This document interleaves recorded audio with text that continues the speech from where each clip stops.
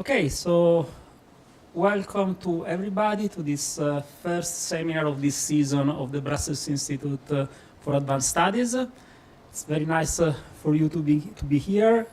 So it's very nice that you are here, and I'm very happy that we can restart another nice and interesting season. So a little bit of change with respect to the previous season is that we are having our seminars around lunch break in such a way that we can increase the participation from the various local research groups. And of course, as I said also last year, consider that the seminars are a moment to learn, but even more than that, are an excuse to then stay a little bit longer later to speak with people, to interact, and to create new connections. If you have crazy ideas, we love them. So let's go for it. So this said, today we have two very nice seminars. One from Antonella Ferrara, that is one of our senior fellows resident here for this month from the University of Pavia. And the other from a local, that is Rodolphe Sepulcre, that is now at KU11. So it's my pleasure to introduce our first seminar, that is Antonella. So Antonella Ferrara is a professor of the University of Pavia. She is a brilliant researcher with a lot of accomplishment in her career. And at the very same time, she is also a person extremely involved in our scientific communities. I think I lost track of the number of positions you held in the Control System Society and on the International Federation of Automatic Control. So I'll not even try to say the various things. One may be that it's particularly, for which you are particularly known, it's also your huge effort in women in control and in other similar activities to try to do outreach of our community within various specific groups. So it is really a pleasure for me to introduce Antonella, that will speak to us about traffic control.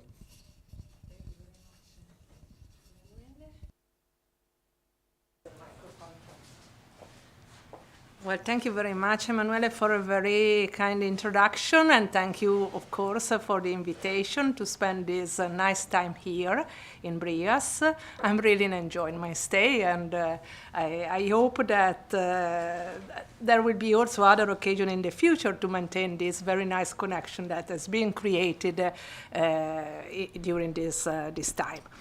Well, the choice of the topic is a bit in the direction of outreach, in the sense that normally when I'm invited to give a seminar, I prefer to talk about my theoretical work, which is mainly in the area of variable structure control, nonlinear control. But in this particular occasion, I thought that talking about something a bit more, let's say, open to possible, let's say, contribution from other discipline out of control could be better. And that's why I choose this topic. It's also a topic strictly connected with the theme of the program. So sustainability is one of the keywords of the BrIAS program this year. And so I thought that this could be interesting for the audience having something on this topic. I go immediately to the motivation. So the motivation is a bit straightforward, but maybe could be useful to review it. So we know that it's extremely important in our countries to have an efficient management of road traffic. And this is particularly true nowadays because during the last years, we have seen a significant growth in the number of vehicles on our road. So it's quite common to be, let's say, stuck in congestion, traffic congestions, and to lose and waste a lot of time in that situation. This is, for instance, a picture taken by my daughter when she was attending her bachelor program in Milano, and she had to commute from Pavia to Milano any day. Sometimes, of course, she tried to use the train as much as possible, but it was quite common, at least in Italy, it's common to have strikes, to have some, let's say, problem with the traffic system, with the train system, and so she had to use the car, and that was the situation. So 1 hour more or less spent any day to enter Milano from the outside area. But apart from this particular problem of wasting time, having this, let's say, non-wellness due to this kind of problem, there is also the problem of the road fatality, so the number of people which any year are killed because of irregular and intense traffic. If we look at the number, I just reported the data of 2023 because they are consolidated data, while the data of last year are still a bit, let's say, fuzzy. But if we look at the data in the European Union, I was really impressed by this. Any year there are more or less 20,000 people killed in road accident, and considering the trend that can be seen in these figures, it seems highly unlikely that many countries in the European Union will be able to meet the so-called objective for, let's say, 2030 of reducing by half the number of direct road fatalities. So we are in a situation which is not the best one, definitely, and we need to do something. And of course, coming to an aspect which is more related to the program of this year at BrIAS, we need also to consider the indirect road fatalities. So I just checked a bit of data which are produced by the World Health Organization, and in particular, it can be seen that road traffic is the second, in transportation system in general, but in particular road traffic, can be seen as the second major cause of fatalities due to pollution, the so-called silent killer. And so these were a kind of, let's say, element to keep in mind. And in particular, I'm a control engineer, and in this position, I try to think what could be done, which kind of contribution a control engineer can give to this problem that I mentioned. And let me say that even if I started to work in traffic control more or less 30 years ago, so don't try to estimate my age from that element, but anyway, you can imagine that I'm a rather senior, but now it's the best moment to deal with traffic control, because in the past we had some problem with technology. Now we have the right technology to tackle the problems related to traffic. We have a new sensor, we have a new actuator, we have very much advanced communication technologies, and we can also exploit the potentialities which are offered by electric mobility, which was not so true in the past. And of course, as control engineers, we also have a very large portfolio of efficient, resource-aware control methodologies that can be customized to solve the problem of traffic control and reduce traffic congestion. And they can be easily deployed in the control rooms that you have in any major traffic networks, and they can help actually to make the traffic system, which is a kind of plant, a kind of process to control, make it more coordinated, more sustainable, this is a keyword, compatible with the goal of climate neutrality, which should be, let me say, an important element for any countries nowadays, should be, I use this verb. And of course, make also the traffic system safer. So this was the motivation, but just to be a bit in the direction of the outreach. So for those who are not experts of control, what does it mean to control a road traffic system? Well, a road traffic system can be seen as a plant, as I said before, as a process. For instance, in my university, I teach process control. A process can be, let's say, an electric motor, can be an air turbine, can be the kernel of a nuclear plant. So even a traffic system can be seen as a process to control, and this means that we can identify kind of actuators able to act on the system, kind of sensor able to acquire measurement from the system, and on the basis of those quantity, we are able to close a loop. So assume to have a certain reference signal, which can be related to the good operation of the traffic system. So for instance, the density below a certain threshold, and then relying on the error between the reference and the actual measurement coming from the system, we can design a controller in order to make the system operate in the good way. Of course, it's a kind of system which is a bit complex and difficult to control. We normally use sometimes like nonlinear, large-scale, switched, hybrid, constrained. So it's a kind of system which is not, in general, easy to model and not easy to control, that's for sure. There is also the problem that I tried to put into evidence in the slide, that normally the system is large-scale and distributed geographically, which means that there are very long communication lines between the sensor and the control room, and between the control room and the actuators, which imply that there are a lot of problems like jitter, packet loss, noise, delay, so kind of things that our computer scientists are very happy to deal with. And as for the controller design, which is, let's say, more my task, I mean, the task of the control engineer, just to tell you what is the normal way to tackle this kind of operation or activity, it is normally, the controller is normally designed solving an optimization problem. This is the most classical way to do that. Normally we use an approach which is called mode predictive control, so something which is the solution of an optimization problem relying on the model of the plant. And this, of course, solving an optimization problem means also to consider some other criticalities, which I listed on the slide. The fact that we need to keep an eye on the computational load. We needed to keep an eye on the computational efficiency. So let's say the computer science system, which is, or the computer science knowledge that is needed to implement this kind of system is not low level. Actually, it's very, very important. And the major issue is the fact that all the operation must occur real time in this very large scale, sparse system. So this is just a picture of the major difficulties that we have in this field. And if we look at the control objectives, there are some which are more traditional and some others which are, let's say, more recent. As for the traditional, definitely if you look at papers, let's say 15 years ago, 20 years ago, you notice that the majority of the researchers focus on objectives like the total time spent by the vehicles in the system, or the total distance traveled by the vehicles in the system in a certain time interval.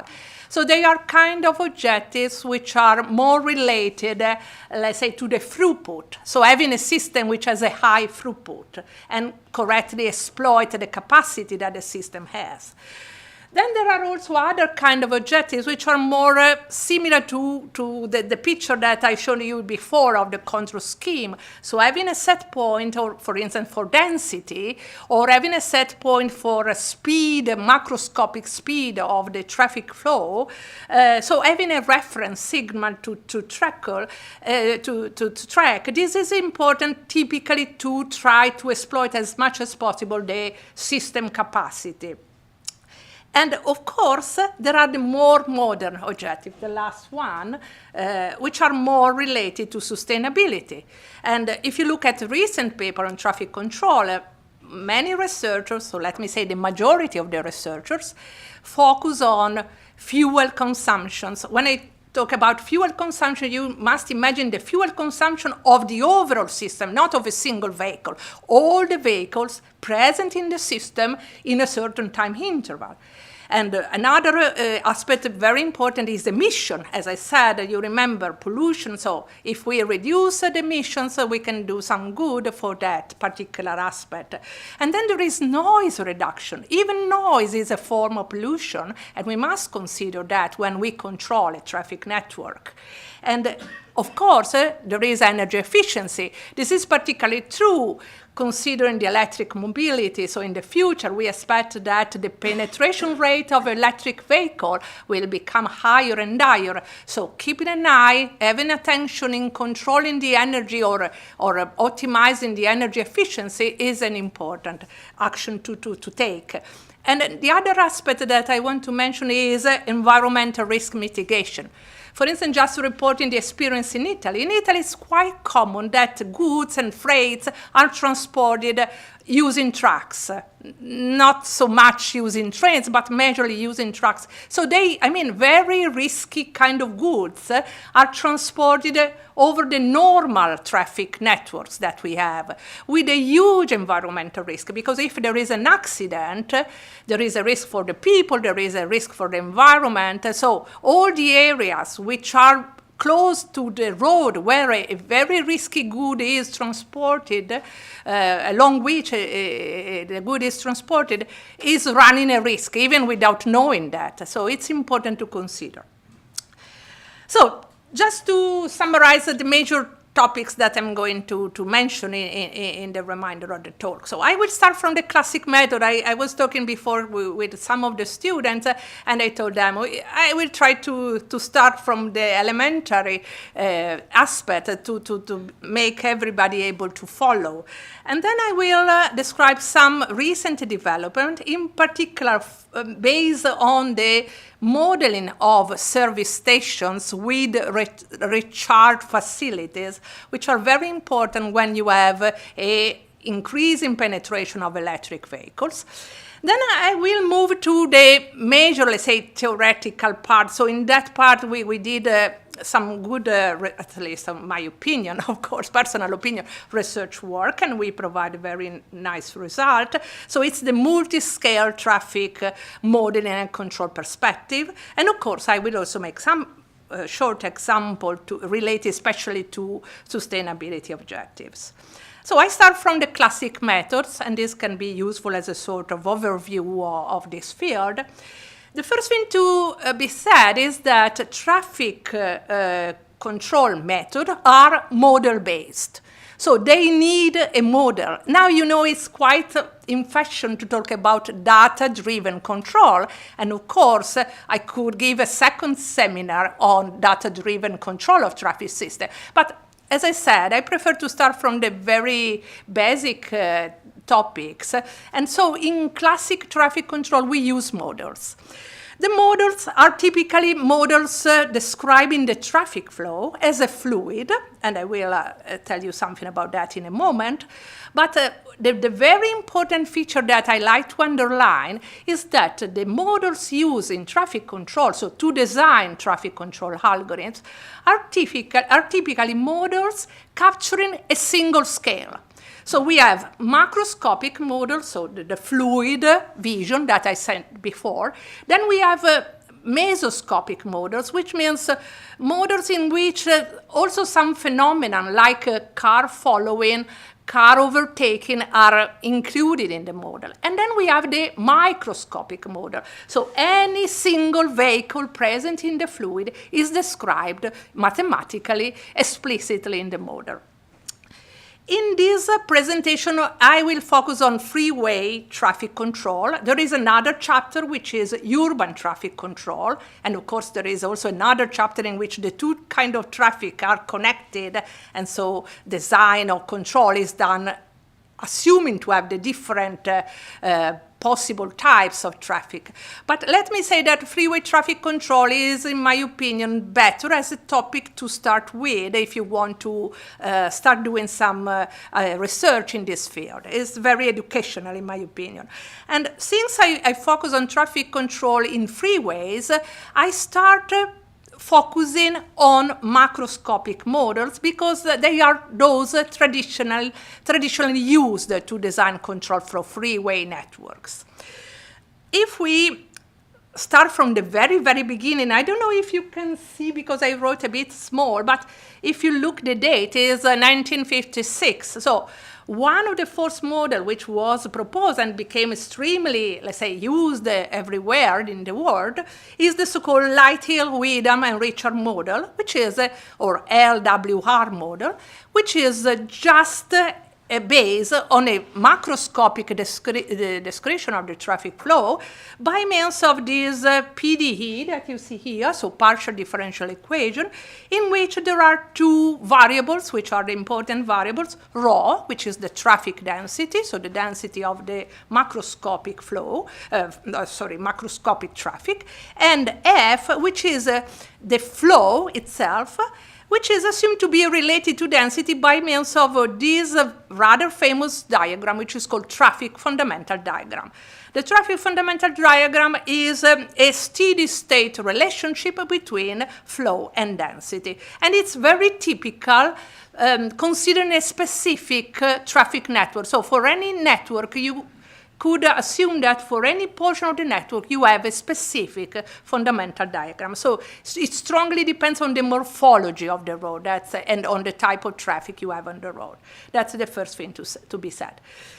Second model, which is very important, which was proposed in the 19th, so more or less 40 years, let's say 30 years later, the first one, is the called cell transmission model. Here the idea is the following. You have a freeway stretch, so imagine a stretch of the road, and it is subdivided into cells, and for any cell, we use a single equation. Here it is, you see, a discretized version of the equation, discretized in time and space. So a single equation to describe density. So this is the only state variable, we call it in the control context, to describe the dynamics of that particular cell. And then at the interface between two cells, you see that there is this variable f, the traffic flow, which is computed relying on a very classical mechanism, which is called demand-supply mechanism. So the idea is the following. The flow moving from one cell to the other is computed as the minimum between the so-called demand, so the flow of vehicle that ask to enter in the next cell, and the supply, which is the flow which can be actually accommodated by the subsequent cell. So it's a very simple model, and it can be seen as a discretized version in space and time of the LWR model. So we are just using a state variable, delta, the density, so here indicated with rho. And this problem is very widely used, but, or very, let's say, massively used in many research groups dealing with traffic control, but it has a problem that must be mentioned. It is not able to capture a phenomenon that we have in real traffic system, which is called capacity drop. What is the capacity drop?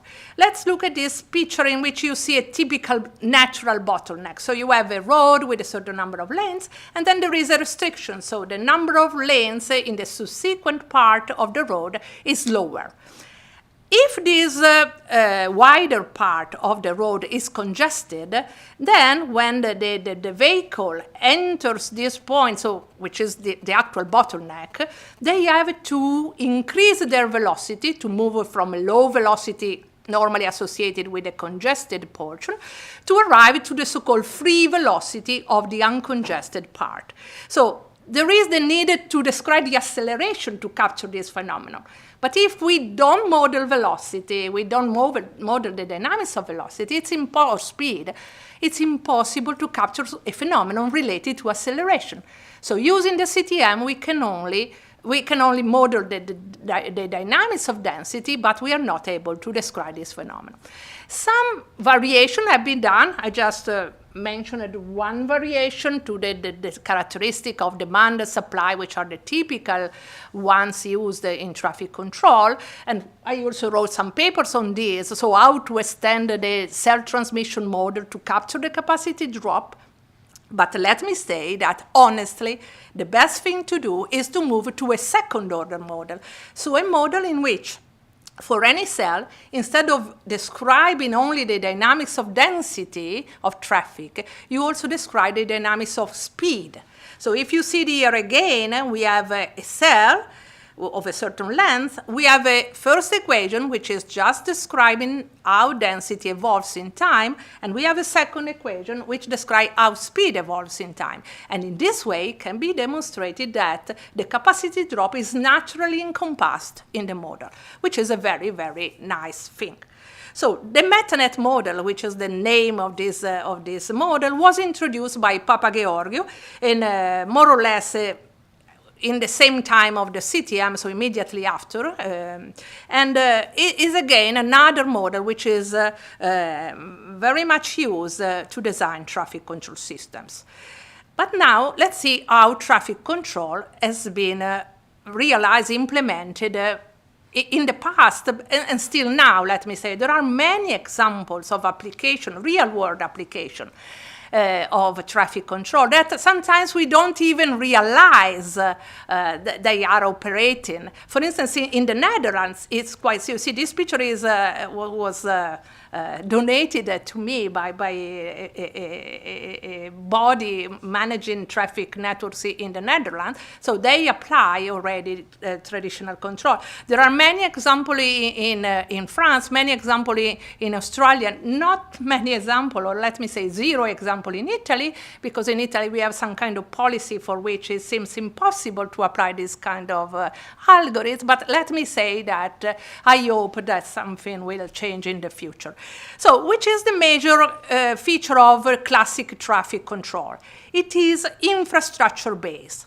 What is the meaning of infrastructure-based? You need some physical device present on the road, so present in the infrastructure, to implement the control action. So I just mentioned ramp metering, so the first kind of technique, which is a kind of regulation of the flow of vehicle asking to enter the freeway from the on-ramps.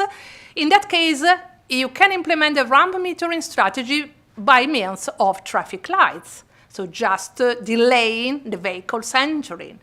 And then there is the so-called mainstream control. Mainstream control needs variable message signs. So it's a speed control in which instead of having, let's say, kind of speed signals which remain constant in time, you adjust the speed limit considering the state of the traffic system, so the condition in which the traffic system operates. And then there is the so-called dynamic routing.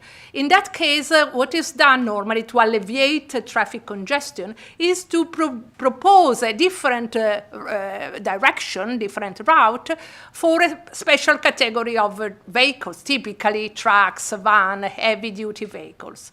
And in all cases, you need some kind of variable message signs. So you see, you need a piece of infrastructure to implement the action. Very recently, we proposed some development in that particular area of traffic control, so the infrastructure-based one, and we propose in particular to extend the classical models to include the dynamics of service stations, in particular service station with equipment for vehicle recharging, for battery recharging. The idea is that vehicle may stop or may be induced to stop in the service station, and this may be used as a way to alleviate the congestion in the main stream.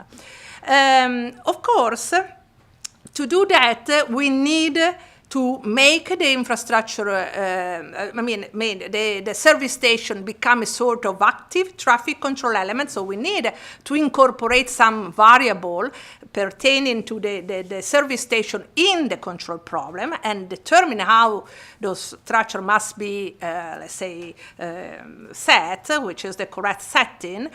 But in particular, what can be done is to extend the models that we have seen before to incorporate the dynamics of the service station. For instance, we did that for the CTM and we call it the CTM-S. We did that with the MetaNet and we call it the MetaNet-S.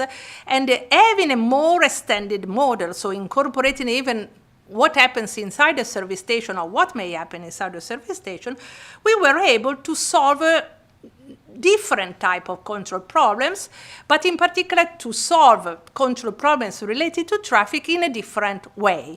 So in particular, a very simple idea that could come to anyone is just that of applying ramp metering at the exit of the service station. So to delay a bit the remerging of the vehicle who stayed in the service station for a while into the mainstream. And this can be beneficial for reducing the density in the mainstream. A second opportunity is that of using game theory. So the problem in this case is very much, let's say, appropriate to be formulated as a game in which there are different players, and they have to reach some sort of global optimum or a global benefit without, let's say, having regret. I tell you in a simple way, but this is a bit the philosophy. So, for instance, it's very nice to formulate the game theory problem assuming to use kind of incentives, so a reward. For instance, you can decide to let's say, reduce the cost of fuel in the service station for those taking part to that kind of game, or maybe you can offer a free coffee. In Italy, this could be very, very effective as a policy to, let's say, induce people to stop there and stay there for a while. In that way, they are collaborating to obtain a global optimum, global benefit for the traffic system on the whole. And so, in this case, as I said, the payoff could be associated with the current and future traffic conditions. So you need a model. So it's a game in which you need to consider the model. So it's a model-based game problem. And then, of course, in this case, you could, for instance, use the outcome of the game to define the flow entering the station, or, as I said, the time that the vehicles has to spend in the station, in the service station. And the very final application that we have considered using service station dynamics explicitly model is to use the model not after that the service station is built, but a priori. Because if we can optimally locate the service station in the traffic network, we can increase what for the control engineer is a very well-known term, controllability of the system. But in a simpler term, it means we can increase the effectiveness that the service station as an active control element can have. So that's the idea. So use the models to build new infrastructure, to build new service station, making them actually effective in this perspective that I just tried to describe. And now I move to the new trends. The new trends, as I said, rather recent, let's say less than 10 years right now, is that of exploiting the so-called heterogeneity on the road and to try to incorporate in our control problems the natural multi-scale property that a traffic system has. I try to describe what I mean in the following. So first of all, we have to consider that in recent years, a lot of, let's say, advancement have been acquired or obtained in the field of intelligent transportation systems. This means that we can consider some kind of vehicles which are a bit special with respect to the other normal vehicles that we have in our system, that normally we call them CAV, so connected and automated vehicles. I must say that in some works that you can find in the literature, people use the term connected and autonomous vehicle. I don't like that. We don't need to do something which could be applied in 50 years. Now we need to do something at the moment. So that's what we need to do. So something with the technology which is now available. That's why I don't use autonomous vehicle, I use automated vehicle. Because from my point of view, all the strategies that we have proposed can be easily implemented using very, let's say, commercial technology that is now available on vehicles. For instance, let's say a classical adaptive cruise control, traction control, ABS.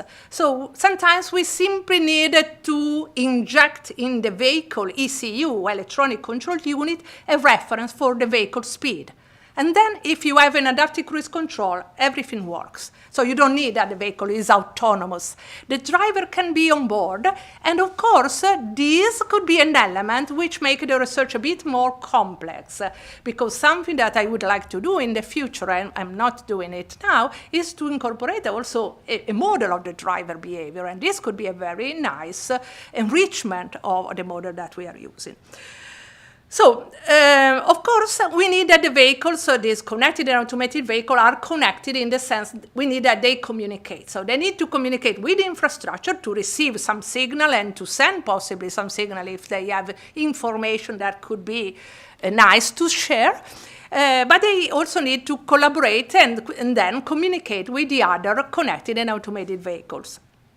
This increases the traffic heterogeneity because if we look at the macroscopic traffic, actually we can observe in this particular system different types of elements. So there is the set of the conventional vehicles, and then there is the set of the connected and automated vehicle, which can be further subdivided into subsets. You may have the connected and automated vehicle, which are, let's say, use, let's say, an endothermic motor, but there can also be the electric vehicle, which are connected and automated, and then you can also have public transportation means like buses and electric buses. So we have a lot of different agents, let me use this technical term, with different natures and different dynamics that can cooperate to provide a sort of solution to the control problem that we mentioned. So this heterogeneity is the element that is now exploited to have more degrees of freedom to design traffic control system. And that's the novelty that we have. Of course, one has to understand in which way I can control connected and automated vehicle to influence the macroscopic system.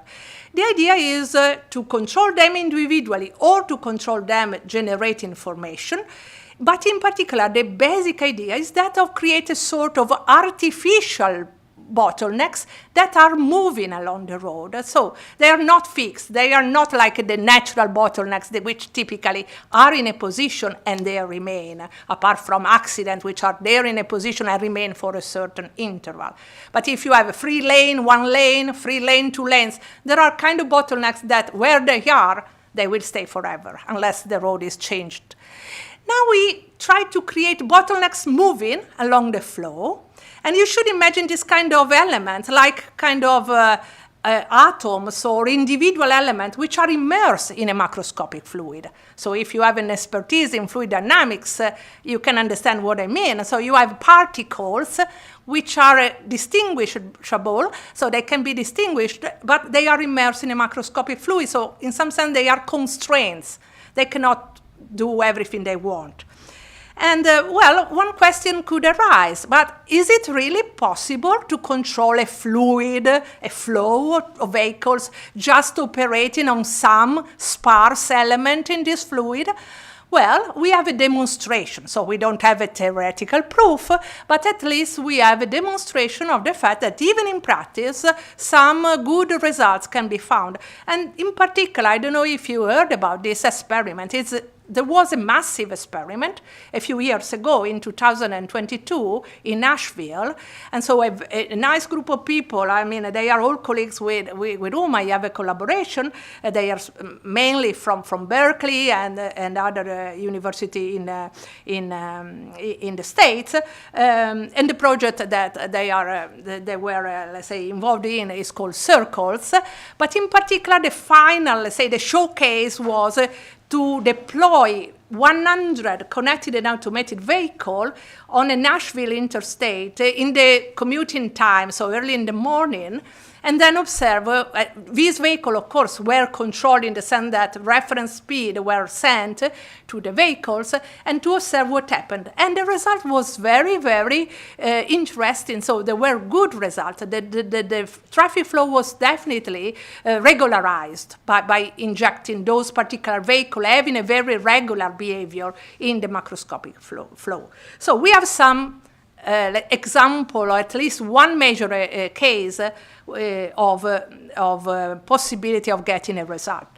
But now I want to conclude, so go towards the last part of the seminar, just telling you how to control traffic, macroscopic traffic, by controlling curve and putting into evidence the multi-scale nature of the system that I mentioned before. One possibility, as I already mentioned, is to control the connected and automated vehicle as if they were a sort of macroscopic class of vehicles. So in this case, we have a system which can be seen as a multi-class system, but the scale is still macroscopic. Another possibility is to control them individually. I mean, control engineers say to apply a decentralized control approach. In this case, this can be done.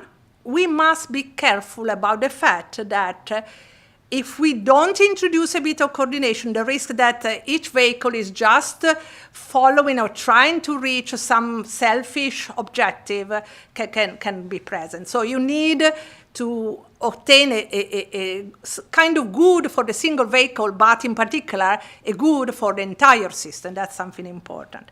And the other so coordination is important. Another possibility is to create formation, as I mentioned before, to enforce even a bit more the energy that the single moving bottleneck can produce on the system, the impact. Again, I can control the platoons, so assume that a formation is a platoon, but actually there are also possibility of creating formation which have a form different from a platoon, kind of flock. Well, but let's focus on the platoon, which is a bit easier to consider. So we can again use centralized approach or decentralized approach, but again, a bit of coordination in this kind of system is always needed. But the element that I want to underline is that depending on the type of approach that you decide to use, you need a different modeling framework.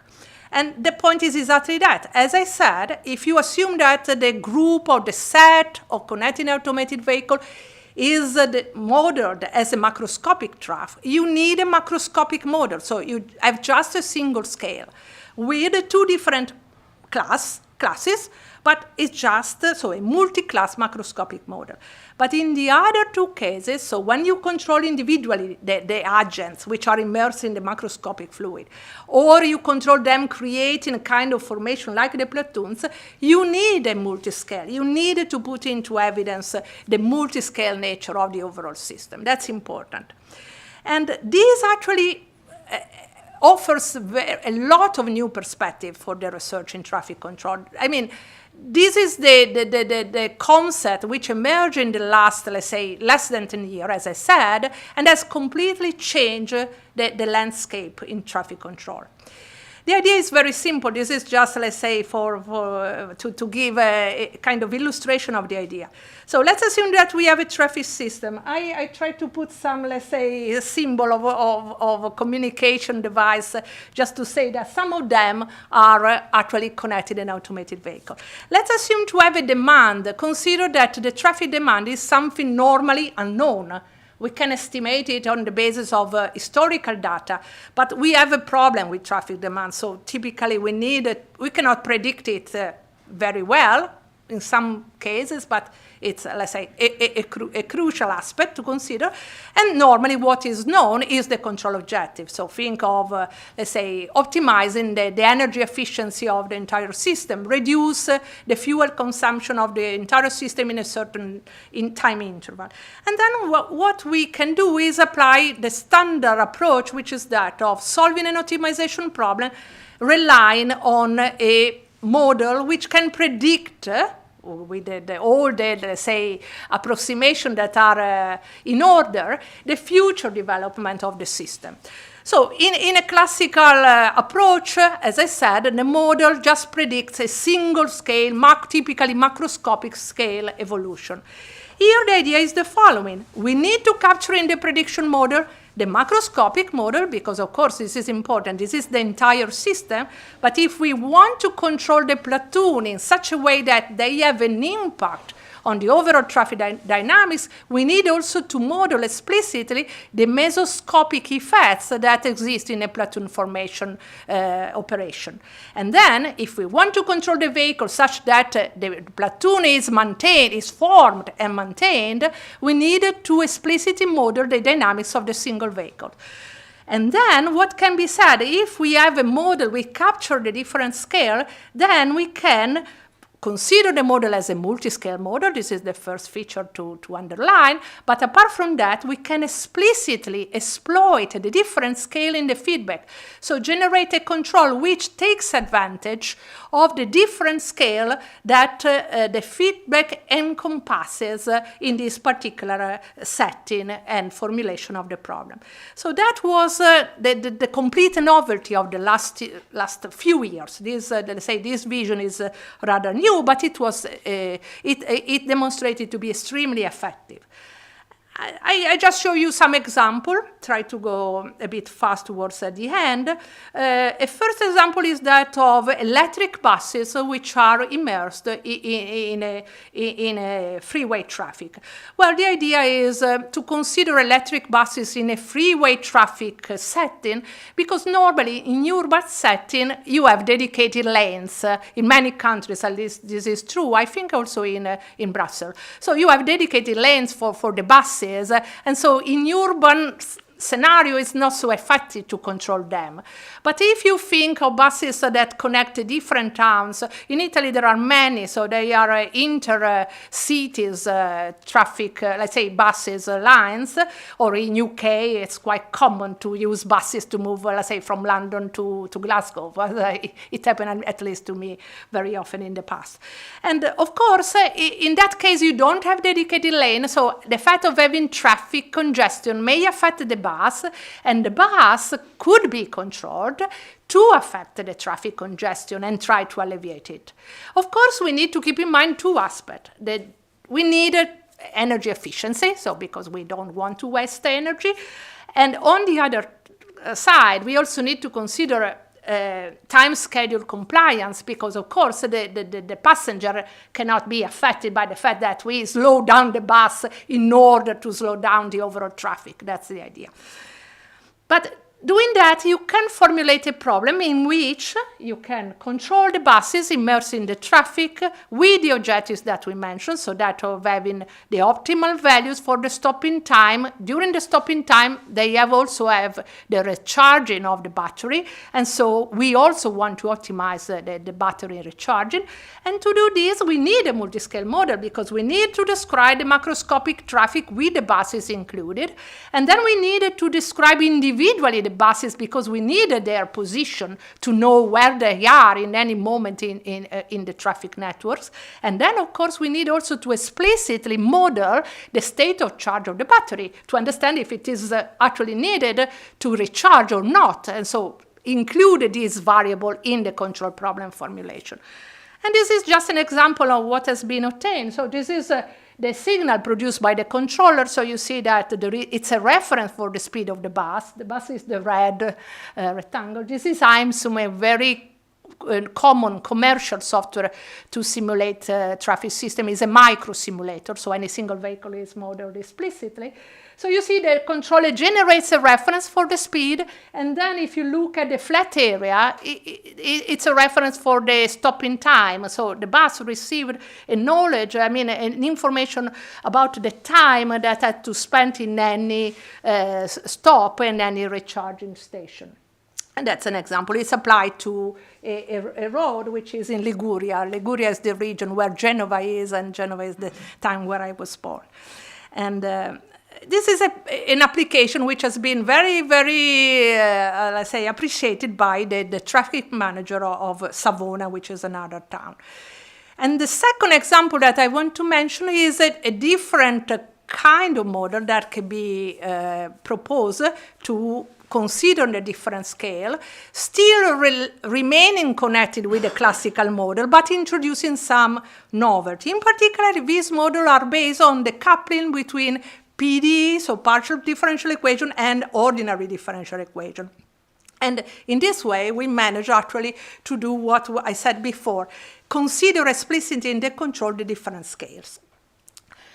Just consider the first case I mentioned, that of having individual vehicles which are connected and automated, so they can be used as a kind of actuators in to control the overall flow. So don't forget that we don't want to obtain a result for the connected and automated vehicle. We want to obtain a result for the entire macroscopic system. That's the point. Just controlling some sparse element in the flow. So the model is done in this way. You have a first part which captures the macroscopic part, so it's just the LWR model, so vehicle conservation equation. And then we have a constraint which is pointwise in correspondence, so a constraint for any connected and automated vehicle, which is a constraint on the flow. So we have a PDE with a constraint which is pointwise, which moves in time along the road, which introduces a bit of mathematical difficulty in dealing with this system.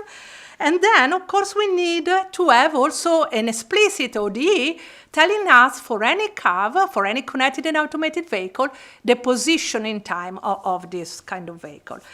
And well, this is a model which has been extremely effective in allowing us to propose a very new and very efficient kind of control schemes, which are different considering the number of scales that we want to actually put into evidence.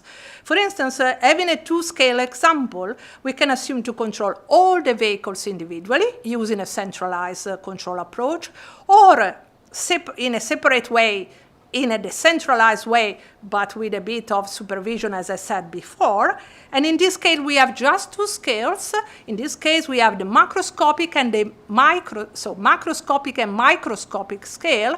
And if you have a doubt about the fact that two scales actually influence each other, just look at this diagram. The first diagram, so this diagram is the speed of a single connected and automated vehicle, which you see, it's a triangle if you don't have any other constraints. But if you have the flow, macroscopic flow, the speed of a single vehicle cannot be sometimes equal to the maximum possible value. So there is a constraint imposed by the vehicles which are in front. So the macroscopic flow puts a constraint on the maximum speed. And on the other end, this is what I said before, the single connected and automated vehicle can create a reduction, pointwise reduction of the flow. So there is a jump. The flow jumps in a point which is moving in time. And this is something that actually shows what is the nature of the system that we wanted to capture. Of course, as for the control design, just to repeat what I said before, we can assume that the high-level controller, which is the one solving the overall optimization problem, produces a reference for the speed of any individual connected and automated vehicle. And then the low-level control, so the one operating at the microscopic level, the one implemented in the ECU of any single vehicle, make the vehicle operate in such a way to track the reference produced by the high-level control. And this produces exactly the regularizing effect that I mentioned before, which I like to call, to give an idea, the safety car effect. The effect that is produced is very similar to the safety car effect in racing. So when you have a car that imposes, in practice, a slowdown to the entire system, and this can be beneficial to try to discharge some congestion, which is, let's say, downstreams. Of course, one could comment, well, of course, this depends on the number of agents that you have in the traffic flow. It's correct. So it depends on the penetration rate of connected and automated vehicle. If you look at the open loop case in which you have, this is a classic diagram that we use in traffic control. This is time, this is the number of cells, and what you see in red is a congestion, while in blue it's free traffic. So you see that if you have, for instance, an accident in this cell number 7, we have a, let's say, back propagation of the congestion in time and in space. And if we have different penetration rates of connected and automated vehicle, we can have different effects in terms of control. So if we start from low penetration rate, 1%, 3%, 5%, 6%, 8%, so you see that the effect is improving, arriving more or less at 10, 12%. And then if you go beyond, you notice that more or less there can be a saturation. Of course, it depends on the morphology of the system, but the fact that typically there is a connection with the penetration rate is something that holds in general. And of course, you can decide to use more scales to solve the same problem. An idea could be that instead of using the single vehicle individually, to consider cluster of them that cooperate, so using a kind of distributed control inside the cluster. And in this case, you add a scale level in the sense that a scale element, in the sense that you have the microscopic scale of the vehicle, the macroscopic scale of the overall traffic, but also the mesoscopic phenomenon which are included or involved in the cluster generation. Even in this case, for instance, considering a road of 50 kilometers, 3 lanes, 1 hour of simulation, a very low penetration rate, 1%. You may ask why I use so low penetration rate. Because I want something realistic. I don't want to say. Sometimes I see some paper with 80% penetration rate. But when we will be able to have 80% of penetration rate? 1% is reasonable. It can be applied now. And so you see that even in this case, if you look at this diagram where this is time, this is space, and the red part is the congested part, you see that using a certain number of connected and automated vehicles, the characteristic associated with each of them is the black line, you see that the red part is definitely reduced. Even as for this reduction, it's quite utopistic to expect a reduction of the 50%, of the 60%. A reduction of a low percentage is something normally correct and, let's say, very much appreciated. And the other extension that can be done is, as I said, to consider platoons. If we consider platoons, the model can be slightly changed. Again, we have the macroscopic level. We have the OD describing the position of the upper front and, let's say, upstream and downstream front of the platoon. And then we can also include a differential equation, ordinary differential equation, describing the length of the platoon. So in this case, again, we have some effect on the macroscopic traffic, and we have in this case a kind of moving bottleneck, so a moving capacity reduction, which is not point-wise, but in all the space interval, which moves in time, of course. Where the vehicles of the platoon are present, you have a reduction of the flow, so a kind of moving bottleneck, which is a bit more effective.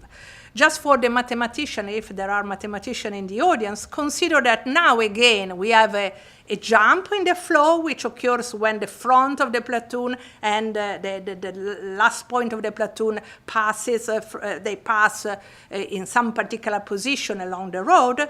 And this, so you see in this picture.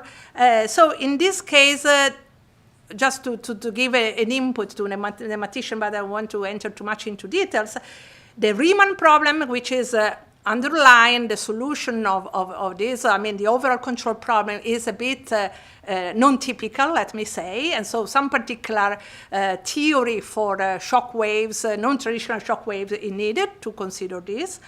And so this can be interesting. But coming back to control, which is, I mean, my field more than pure mathematics itself, I just want to mention that in this case, we are adding a new variable to control the system. So before, with the individual vehicles, we just control the speed, but now we can control the speed of any platoon, but also the length. And so we have two control variables which become relevant. And just to mention, to conclude, I'm at the very last slides, to conclude with an example of a problem with sustainability-related objective. If we apply a model predictive control in which the prediction model is the multi-scale model, including platoons that I've just mentioned, and we want to minimize the total fuel consumption. Here in particular, if you check the paper where more details can be found, the total fuel consumption that you find in the literature is very often related to speed. We added to customize it and redefine it in terms of density, but formulating the problem like that with some constraints on the maximum and minimum length of the platoon, some constraints on the maximum speed of the platoon, it was easy to solve, reasonably easy to solve a problem which is quite important, especially for my area, Pavia, where I live. It's not far from Milano, and this is exactly the ring road around Milano is called Tangenziale di Milano, which is a traffic system normally congested. So I never saw it uncongested. That's at least if you go at night, maybe, but let's say late night. And in that case, if you try to solve the problem of considering 1 hour, minimizing the total fuel consumption of all the vehicles that were on typical volume of vehicles that are present in 1 hour in that system, this is the result that we got. This is the speed of the front part and part of the platoon, so which is varied in time by the controller. And the total fuel consumption with respect to the uncontrolled case was 2.6%. Which, as I said before, may appear to be a small percentage, small gain, but actually, if you look at the number of liters of fuel which have been, let's say, saved with that control, with the action of the control, it was around 700 liters. And if you consider that any liter of unleaded petrol produces 2.3 kilos of carbon dioxide, at the end of 1 hour, with this very mild control, I didn't mention, but the penetration rate was 1%, we got a reduction of the emission equal to that of the emission of a flight from London to Los Angeles. So you can consider the volume of vehicle that we had in that road. So you can imagine which kind of benefit we could have if some simple controller, let's say, not so impactful, that's my point in terms of infrastructure elements can be obtained. And this is all I wanted to tell you to now. So I gave you a brief review of the classical method. I just mentioned let's say, the recent result on infrastructure-based control incorporating service station, but in particular, my focus was on the multi-scale control that you can apply in this application field. And of course, these new techniques, new control approaches can be mixed with the classical ones, obtaining very nice result. And well, this is some references for you, credits, of course, to my co-authors.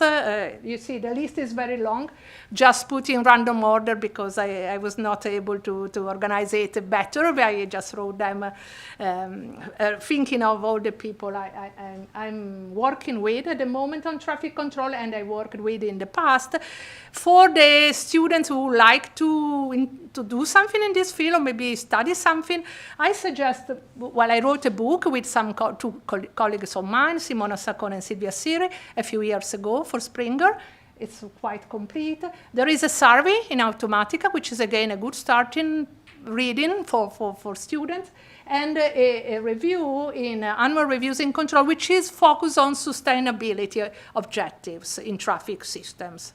And so maybe I think that this can be a good list of references. And that's all. Thank you so much for your attention. I hope to have captured your attention, but it seems that I did. Thank you so much.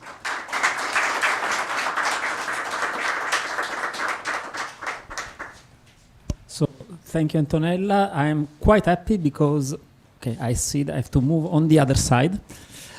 So thank you, Antonella, for the nice presentation. I'm happy because I've learned something new, so that's exactly the goal. I imagine there will be some question from the public. Just a disclaimer, no jokes about the ring and the E40 are allowed.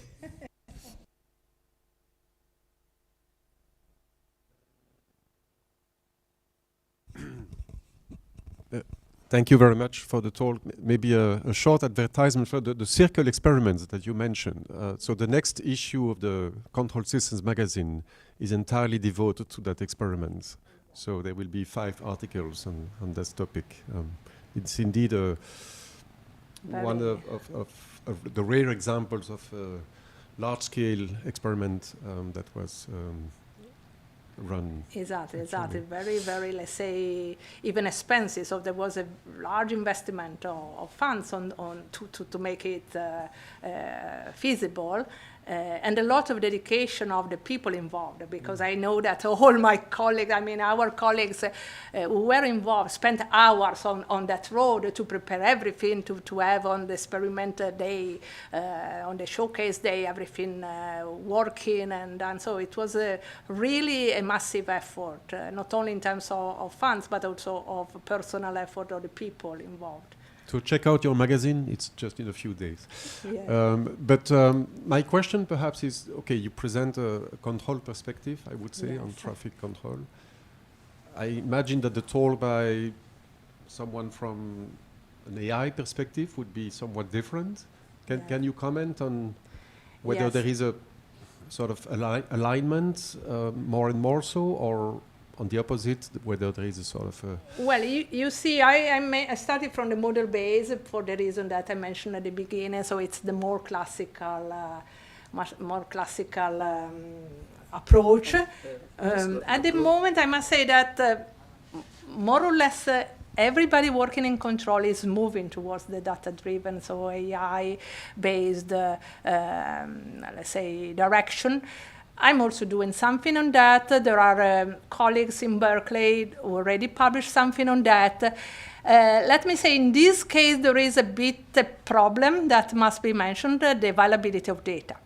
So unfortunately, it depends a bit on the country, but I must say that having the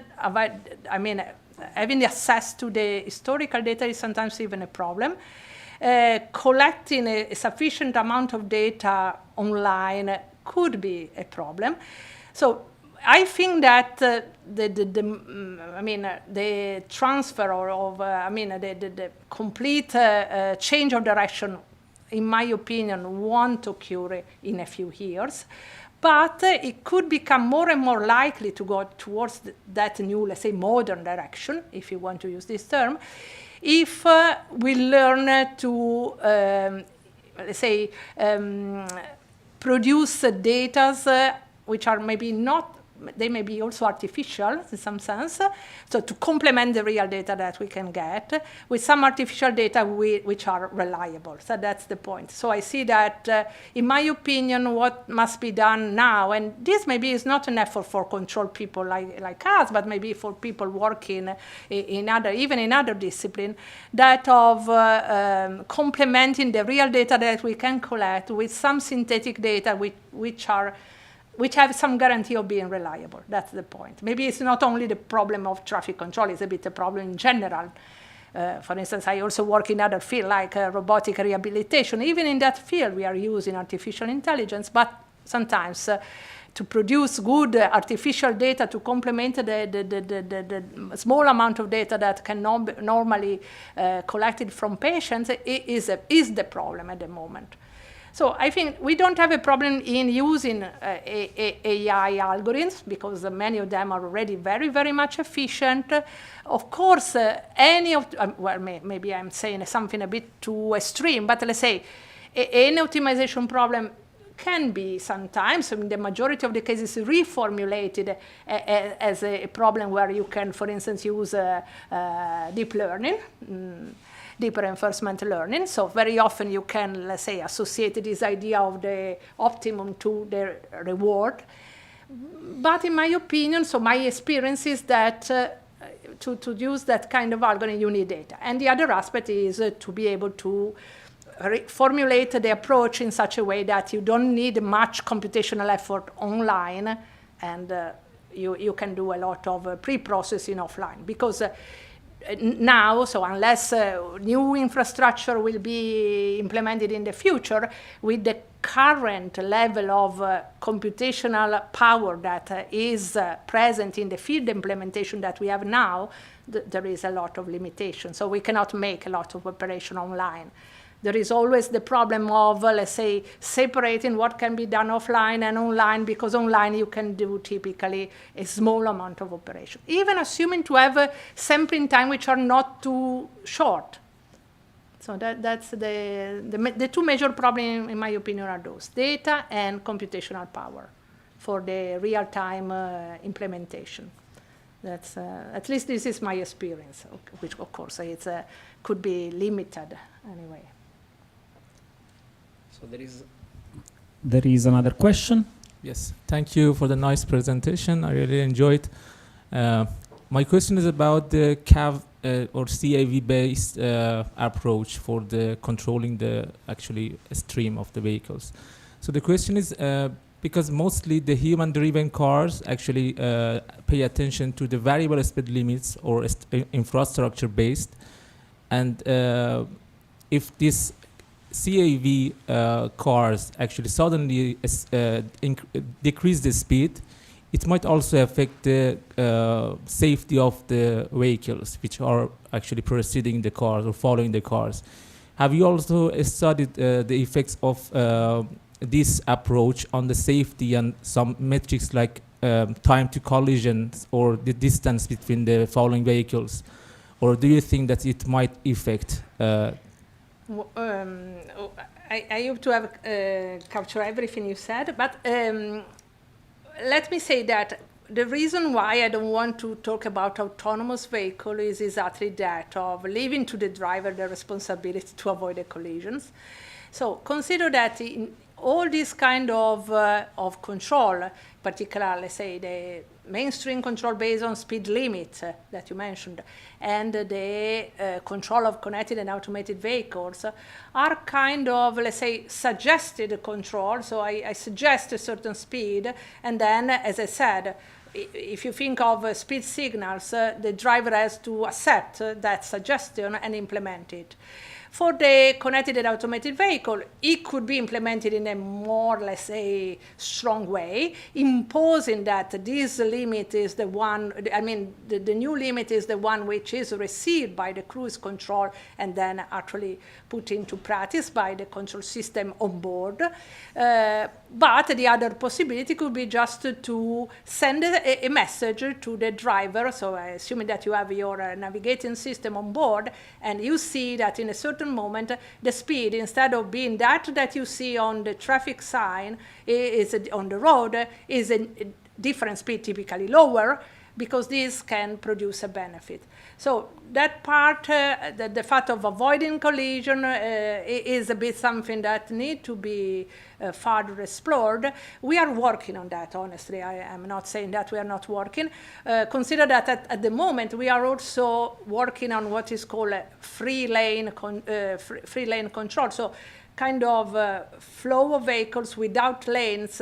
So in that case, you can also, let's say, steer and change position, not only longitudinally, but also in a transversal sense. So, and in that case, of course, collision becomes a major element. Now, the idea is that the collision avoidance along one lane is a responsibility of the driver.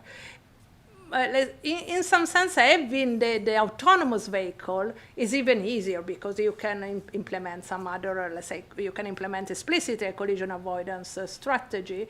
But in my opinion, working only on, so having the driver sometimes can be even more difficult.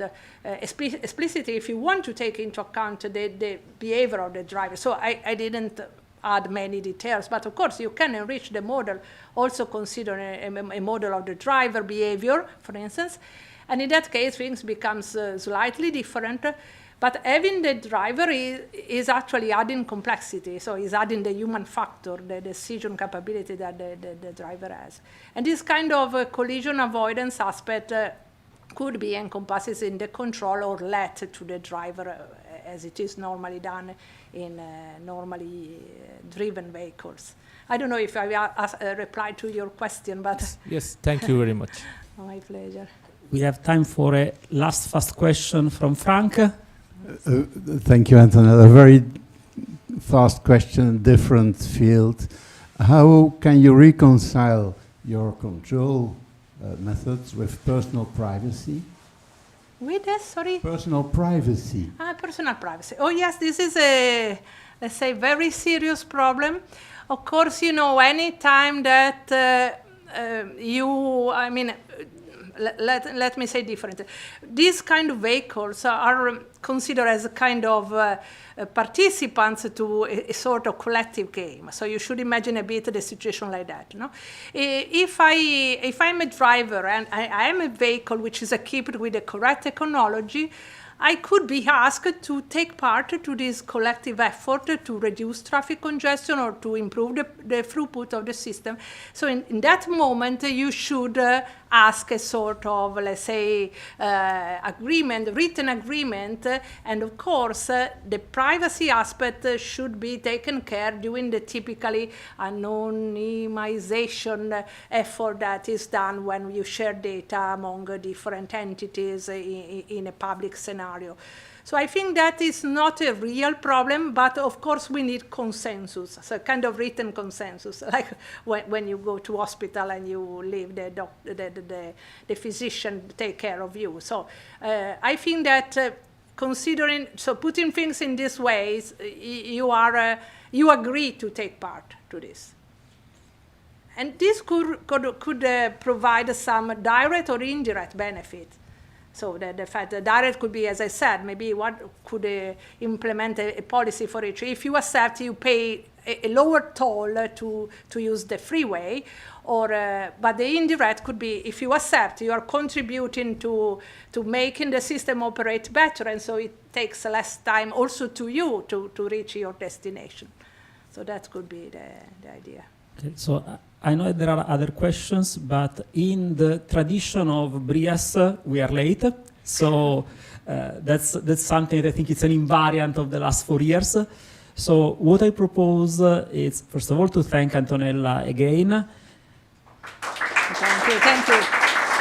And Thank you to have a small pause, just 5 minutes to grab a coffee, and then we will come back here for the second seminar of today. So also for those who follow us online, you can have your coffee and we will be back soon.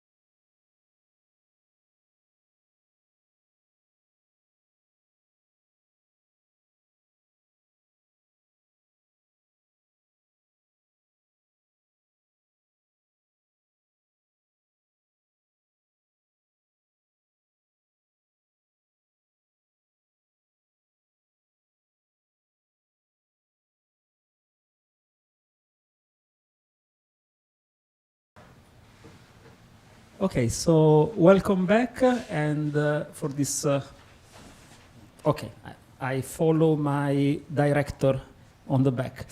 Okay, so it's really my pleasure to introduce the second and last speaker of today, that is Professor Rodolphe Sepulcre, who's originally from Brussels, so it's nice to introduce him in the Brussels Institute for Advanced Studies.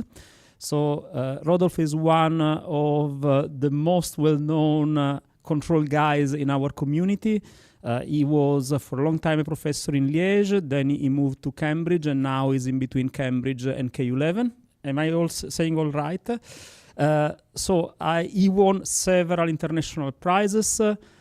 He has been editor-in-chief of some of the most important journals of our sector. And I think he's the only person that I know who got a 2 ERC advanced grant. So it's something that I think it's really worth to mention. So I'm very happy that you could join us today and to interact also with our fellows and with our junior fellows and our participants. And it's really my pleasure to leave you the stage. Thank you very much. Thank you for attending this second seminar in the day.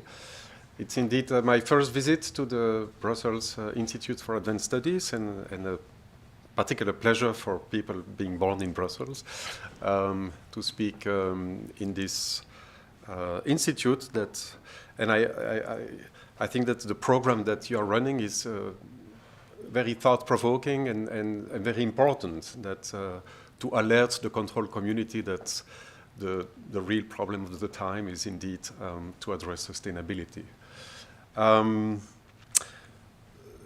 The question that I wanted to address in this talk is mentioned in the abstract, is to what extent can we regulate without calibrating, which I think of somewhat of a synonym of another question, which is how do animals regulate? And the reason is that we have a lot of evidence that the animal world is extremely variable. Not two animals are equal, and if you zoom down to the neural circuits, you see huge variability from circuit to circuit, from neuron to neuron, it's everywhere. And yet animals regulate quite precisely, in fact, much more precisely than most machines do in a lot of tasks. And so it is a bit of a mystery from a control viewpoint to think how this is possible. And if you know anything about regulation, you might have heard of the internal model principle, which is a fundamental principle of regulation theory. And it always struck me that the internal model principle had so much influence in control theory and also in neuroscience. It's really one of the concepts and principles that is shared between those two disciplines. And yet, if you look today at any publication, either in neuroscience or in control theory, talking about the internal model principles, looks like they're talking about completely different things. So you cannot avoid a feeling that the two disciplines have sort of diverged from each other in what they do out of this fundamental principle. So it's also a sort of because I've been working with neuroscientists for more than 10 years now, can we perhaps revisit the internal model principle in a way that is more aligned between neuroscience and control theory, and what is that we can gain from looking at how what the internal model principle means in neuroscience if we want to design machines that regulate in a better way. And I would like to think that all these questions are very neuromorphic. Now, I don't know who in this audience has heard the word neuromorphic before. Can you raise your hand? Or is it the first time that you... Yeah, so that's what I expected discussing with during the lunch. And so I decided to include a few slides about neuromorphic. And I'd like to spend the first 10 minutes of my seminar talking about what neuromorphic means. And not with the intention of making my seminar longer, but I will cut the more technical part that I had included in my seminar. So neuromorphic, because I think that we are facing today in engineering, information technology in particular, what I think of the AI gap, which is this big divide that we have created between physics and algorithmics. And that the left column is everything that goes back to the 19th century, and the right column is everything that started after 1950, after the invention of the computer. And for instance, you see regulation on the left, that's a word in my title, and you see automation on the right. So from a control perspective, we have created a big divide between regulation and automation. Nowadays, they have different conferences, it's different courses, and I'm always struck how much I'm teaching basic control courses, so I'm talking about regulation, and how much it is confusing for students to, but why do we talk about regulation, not about automation? And clearly, if you think about any animal task, don't ask me to tell you what is regulation and what is automation. Every animal task is a mix of regulation and automation. We have created this strong divide between the continuous, what obeys the physical laws on the left, and the algorithmic, what obeys discrete automata on the right. Now, there is a reason for that, is that we were not entirely satisfied in the physical world doing regulation, because regulation is not reliable. And fundamentally, digital computation was invented to make computation reliable, so that when you compute twice, you get twice the same answer, which never happens with analog computation. So you can think that discrete computation and the whole field of algorithmic was meant to make control more reliable, to make information engineering more reliable. Okay? And so asking whether we can make regulation reliable is a little bit asking whether we can get the best of the two worlds. Because nowadays it looks like if you work on the left-hand side, yes, you inherit of the adaptation and regulation properties of the continuous, but you lack the reliability of the discrete. And if you work on the right, it's the opposite. You are working with reliable machines, but they are not very adaptive. Okay? And so, to me, this is what I think of the AI gap. That the more we use digital technology, the more we live with machines and in a society that is reliable, but not adaptive. And we suffer all from that. Okay, so that is sort of the bigger picture. Now, where neuromorphic comes into the picture, where neuromorphics is really one of the efforts to reconcile those two worlds. And you might have heard of the Event camera. If you haven't heard of the Event camera, I would encourage you to read an article maybe in The Economist also about this new device that I think is revolutionary and that was first commercialized just a few years ago in 2015. And an Event camera works as follows. So you have a pixel, an array of pixels like in a conventional digital camera, but every pixel has an analog detector that detects a change of the intensity of light at the pixel level. And when this change exceeds a certain threshold, it sends an event, it spikes. And so the output of that camera is not a stream of images, each image being composed of a stream of pixels, but instead it is a cloud of blinking dots. Okay? And those dots only inform you about what is changing in what you look at. And yeah, the idea is that this camera is sort of being both analog and reliable. And what does make that combination is the fact that event-based or spiking information has this mixed nature. That if you look at the trace of a spike, whether you measure the voltage of a neuron or whether you look at the events of a camera, you have an analog signal, so it's a physical signal, and from time to time this signal spikes. But you can count the spikes. So somehow, fundamentally, there is something discrete in this analog model of computation. right? And so that is why event-based information, event-based technology is trying to mix the best of the two worlds, the best of the analog world and the best of the digital world. Now, I said I'm going to say a few more words about neuromorphic before I dig into the details of the talk, but it's a model of physical computation.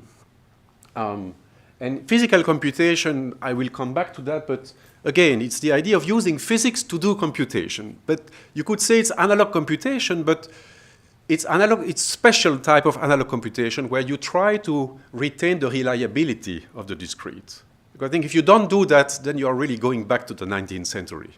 Okay, so we should acknowledge the success of digital technology, but we should try to how physics can sort of overcome the limitations of digital technology. And anything that uses this neuromorphic idea is event-based, is bio-inspired, is made of events. And the thing is that we don't really have a theory to design machines that work with events because we have created such a strong divide between analog technology on the one hand and digital technology on the other hand. It's not even clear when we model machines with events whether we should adopt a discrete model or whether we should adopt a continuous model. So that's sort of the idea of spiking intelligence. Computing with spikes, with events, as opposed to computing with zeros and ones. Okay? Now, this event camera that is recently made a cover of Nature, has an article in The Economist 2 years ago. This is a slide that I copied from Davide Scamuraza, who is using this camera to do drone competitions. And he shows the evolution of the event-based camera in computer vision conferences. And also, you see that in the very recent years, all the big players of artificial vision have bought companies the early companies that built those event cameras. So there is really something happening here. It's not the only example of a spiking technology. You might have heard also of spiking neural networks that are very much in the news at the moment. Intel has commercialized this new chip that supposedly computes with spikes as opposed to computes with bits. So, is it the next big thing in AI? So you see that this idea of computing with events is also penetrating now machine learning and artificial intelligence. But where does it come from? So it was all conceived by Carver Mead in the late 80s. And Carver Mead was a professor in Caltech and had spent the first half of his career in CMOS technology. So he was really at the forefront of the development of digital technology and making the chips ever smaller and ever faster. And I think he was one of the first to sort of foresee that this scaling up of digital computation would not go forever. He formulated Moore's law.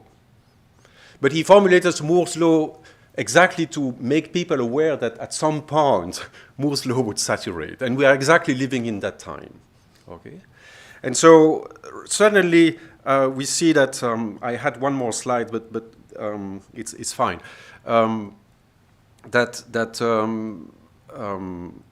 Was showing the limitations of digital, but essentially Carver Mead's vision was that, okay, if we compare the chips and we compute any form of animal intelligence, there is something wrong in how we do digital intelligence because animal intelligence is so more efficient, and in particular energy efficient. And nowadays, okay, if you have listened to the news in the very last days, you hear how much we are begging for more energy to let the progress of artificial intelligence continue. But, I mean, to me, we have reached a very strong limitation. So we are not going to make any further progress because nothing can grow exponentially for very long. Okay? And we have reached a point where we cannot grow with the digital model anymore. Okay? Because we are not going to build nuclear fusion facilities to provide the energy for the data storage center. So we need an alternative.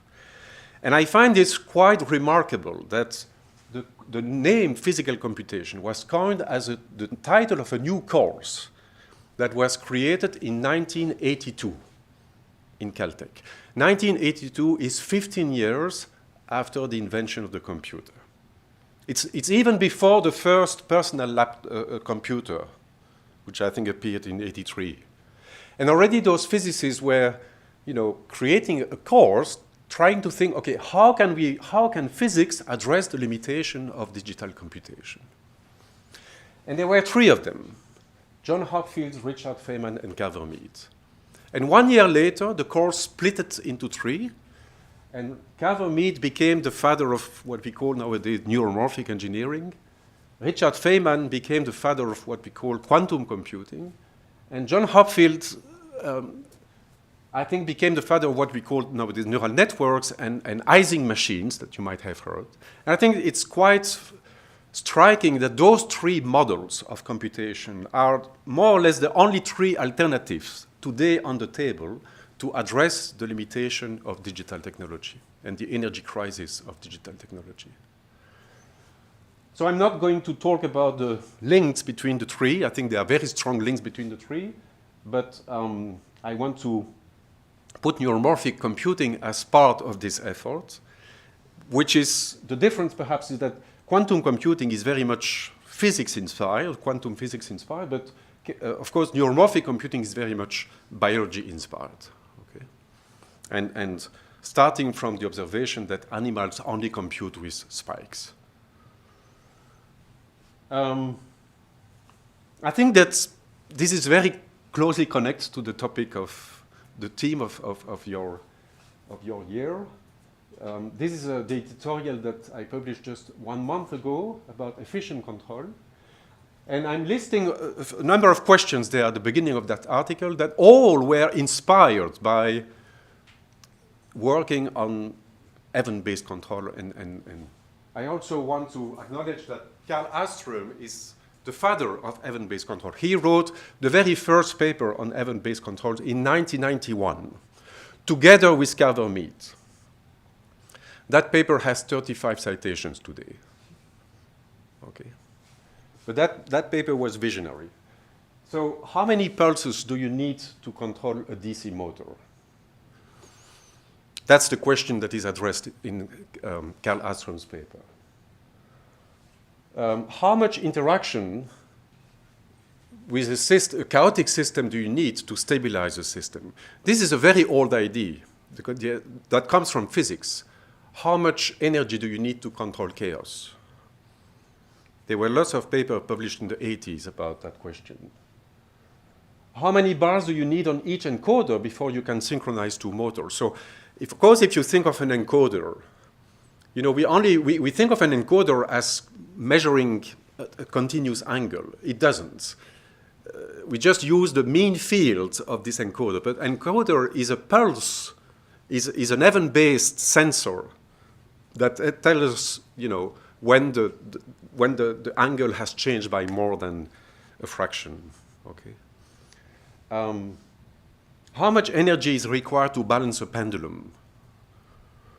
Again, very few papers have addressed that question, and we just published a paper that is neuromorphic control of a pendulum, trying to address this question from this event-based perspective.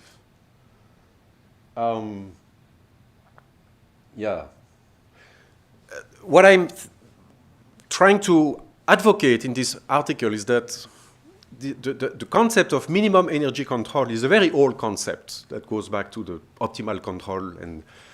But somehow, what you learn in optimal control is that when you do LQR, you can tune a parameter that either penalize the control energy or penalize the output energy.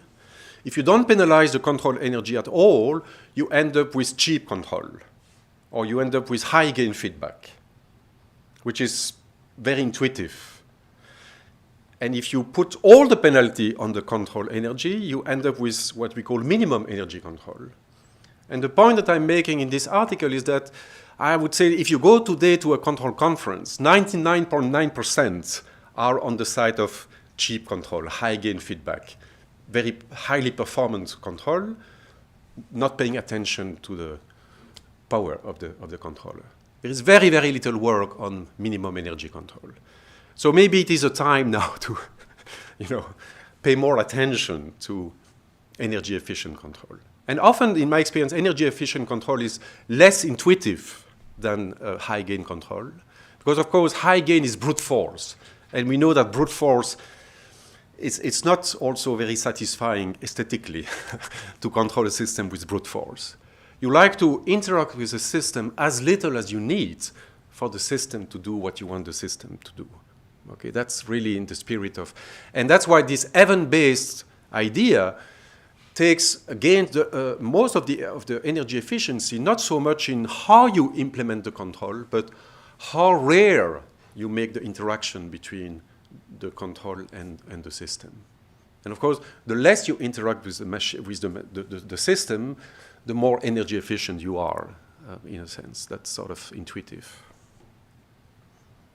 Okay, that was a long detour, but perhaps to connect to the theme of your year. And now I'd like to come back to, one of these neuromorphic questions, which is regulation versus calibration, and perhaps you will see that even that question is also related to energy efficiency. Now I'd like to start from an experiment that I have not invented, that was invented by Eve Marder, who is an experimental neuroscientist. And she did that experiment first in the early 90s. And she took a circuit made of two neurons that you have on the left. And those two neurons inhibit each other. So it's sort of a motif that is very well known in neuroscience. It's the fundamental motif of oscillation. So this is how you build an harmonic oscillator, if you wish, if your material is not a physical material, but a biological material. Has been studied for more than a century. And you see that each neuron can burst. Burst is several spikes and then a period of silence. And when one neuron bursts, it inhibits the other neuron. And so when the burst stops, the other neuron is released from this hyperpolarization, and it rebounds, it bursts, and then you have a sort of ping-pong rhythm. So it's a very robust manner to build an oscillator. And this oscillator is quite robust to parameter variations in the components of the oscillator. It is the basis of all the rhythm that can be generated autonomously in the body. Okay? So this circuit has been studied to death. We have very good models for this circuit. We know about everything of the ion channels that participate in these basic bursting phenomena. And here is the experiment, that you cut the link between the two neurons and you replace one of the two neurons by a computer. And so you can measure the voltage of the neuron and you can inject a current. Okay? And now you ask a question, and I like to think of this as an imitation game. I could say that I have understood this very basic circuit the day where if you look at the behavior of the neuron, you cannot tell whether it is connected to another neuron or whether it is connected to a computer. And we are far from that. So, you read in the media that the imitation game is long won by the machine, that now that we have ChatGPT. Maybe. What I want to point out is as soon as physical interaction is involved, we are nowhere in the imitation game. Okay? And so to me, again, this is another expression of this AI gap, is that when you want your artificial intelligence to interact with a physical machine, we are not very far. And I guess if there are robotics experts in the audience, you will ask, grasping task, any interaction, we have not made much progress since the 80s. Okay? So this is a very, very basic question. And I'd like to start from this question to think of this question as a regulation problem. And I would like to argue that if you use regulation theory as we have developed it in control to solve this problem, you face a problem that it's not about the model that you need. So somehow it's sort of evident, right, that you want the computer to mimic the effect, the behavior of the neuron. So you need to have a good model of the neuron. That's not the problem. We have that model. The problem is the variability of that model. The fact that that model changes from one neuron to another neuron, and that's what you what you think of the parameters of that model, those parameters keep changing. Even in a single neuron, they keep changing. So if the solution of the problem is to make your computer to match the model of the physical neuron, you face the problem of calibration, because what should you calibrate? You cannot say that the real neuron has a true set of parameters. So you need to match these parameters that continuously change, and you cannot calibrate it somehow. And any calibration solution will fail in the experiment. Currently, we are redoing one version of this experiment where we take the two neuron circuits and we change the temperature. And so these circuits are very sensitive to temperature. So they start, but yet there are lots of regulatory mechanisms in the neuron that stabilize the behavior of the circuit even if the temperature changes. And if you try to reproduce that with the computer replacing a neuron, we are still very bad at doing it. So that's showing a very simple example where when parameters change, it's very difficult to keep track of those changes if you rely on a calibration solution. And the fact that neuromorphic has not made much progress since the 30 years the idea has been put forward is there. So if you read papers about neuromorphic engineering, people try to reproduce circuits in silico. So this is an example, which is a variant of my imitation game, where instead of connecting the computer to one neuron, I'm trying to mimic the behavior of these two neuron system in silico. I'm trying to reproduce that on a chip. And this is an example where, a paper where people have done that. And also there, if you look at the solution, it's a calibration solution. So you fine-tune the parameters until you match the desired behavior. That's a calibration solution. And the problem is that whenever you apply this on an analog circuit, you do the same set of parameters in the next circuit, it doesn't work. There is too much variability. You are hit by the inherent variability of the continuous world, of the analog world. So is regulation possible without calibration? Is a bit, can I make analog computation reliable? It's a bit of the same question. Okay. And my experience is that it's hard, both if you work with biological neurons and if you work in silico. Okay. And the answer that I want to propose to overcome this problem is very simple, is to say we need to move away from regulating trajectories. All regulation theory that exists today is about regulating trajectories. So trajectories, for instance, in the case of my example, would be the voltage trace of this neuron. So it's had a few spikes, then a silence, then another few spikes. If you try to track the trajectories, you need calibration. In fact, I can prove that you need calibration. And you cannot calibrate. So my naive proposal is to say, don't try to match the trajectories. Only try to match the events. And the events here are quite clear. It's on, off, on, off. That is what you want to match. But you want to match that precisely. So you want your circuit to be on for the same duration as the burst and your circuit to be off for the same duration. Okay? So event regulation doesn't mean rough regulation. It means precise regulation, but not of the entire trajectory. Precise regulation of waypoints. And now if you start thinking about any animal task, that is how it is solved. An animal never regulates a trajectory. An animal regulates waypoints. So if I reach something, if I grab something, it's an event. And close to the event, there is a lot of precision. But between the events, I never do twice the same motion to reach an object. But I reach it very precisely.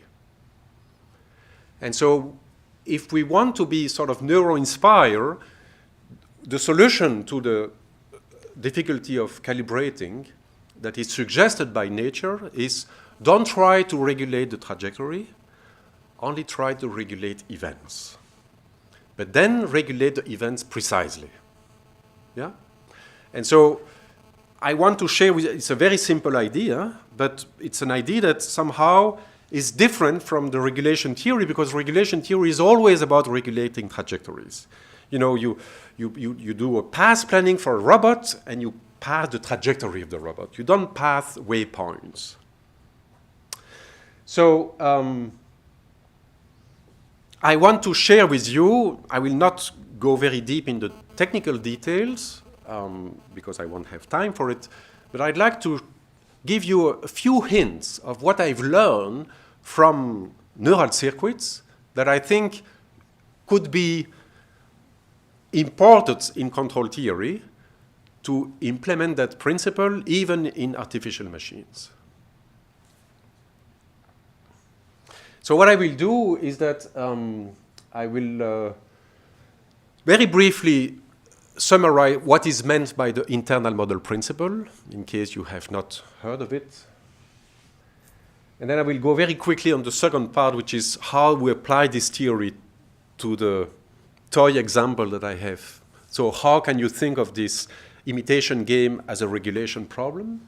But the take-home message there is that if you use the models that exist for those neurons, it's not a hard regulation problem. You can solve it with the existing theory. But you can solve it in theory. That is, assuming that you can calibrate. Okay? So if you accept to calibrate, the solution is easy. If you don't accept to calibrate, there is no theory. That's my message. And then I want to explain to you two insights from neurophysiology that I think could be incorporated in the existing theory of regulation to fix it, to make it possible to regulate without calibration. And hopefully this can be applied to any regulation problem. So this is the initial paper that started the theory of regulation, 1976. We are celebrating the 50th years of this article, and there will be a special issue in the magazine about it. And it's essentially formulating a very simple regulation problem. You try to design a controller to track a reference signal and to reject some disturbances from the environment. And the point is that the reference signals and the disturbance are generated by the environment. So they are modeled by this exosystem in regulation theory. And so you try to design the controller so that you can regulate the behavior of your system to this environment, either to reject a signal from the environment or to track a signal from the environment. So, and what you read in the introduction of this paper is that you can solve this problem in two steps. On the one hand, you need to make sure that the feedback system is stable. And when you close a loop, well, you have to pay attention to stability. But once you have proven stability, then you can look at the steady state behavior to what the signals will converge asymptotically. And there you face a second problem, is that you must make sure that in steady state, when there is no regulation error, your system is able to generate exactly the right behavior. So now, what is the main result of this paper? It's the internal model principle. And what does it say? A regulator synthesis is structurally stable. So you see that the regulation only makes sense if you assume that there is uncertainty. If there is no uncertainty, it is an inverse problem, and there are lots of disciplines that solve inverse problems.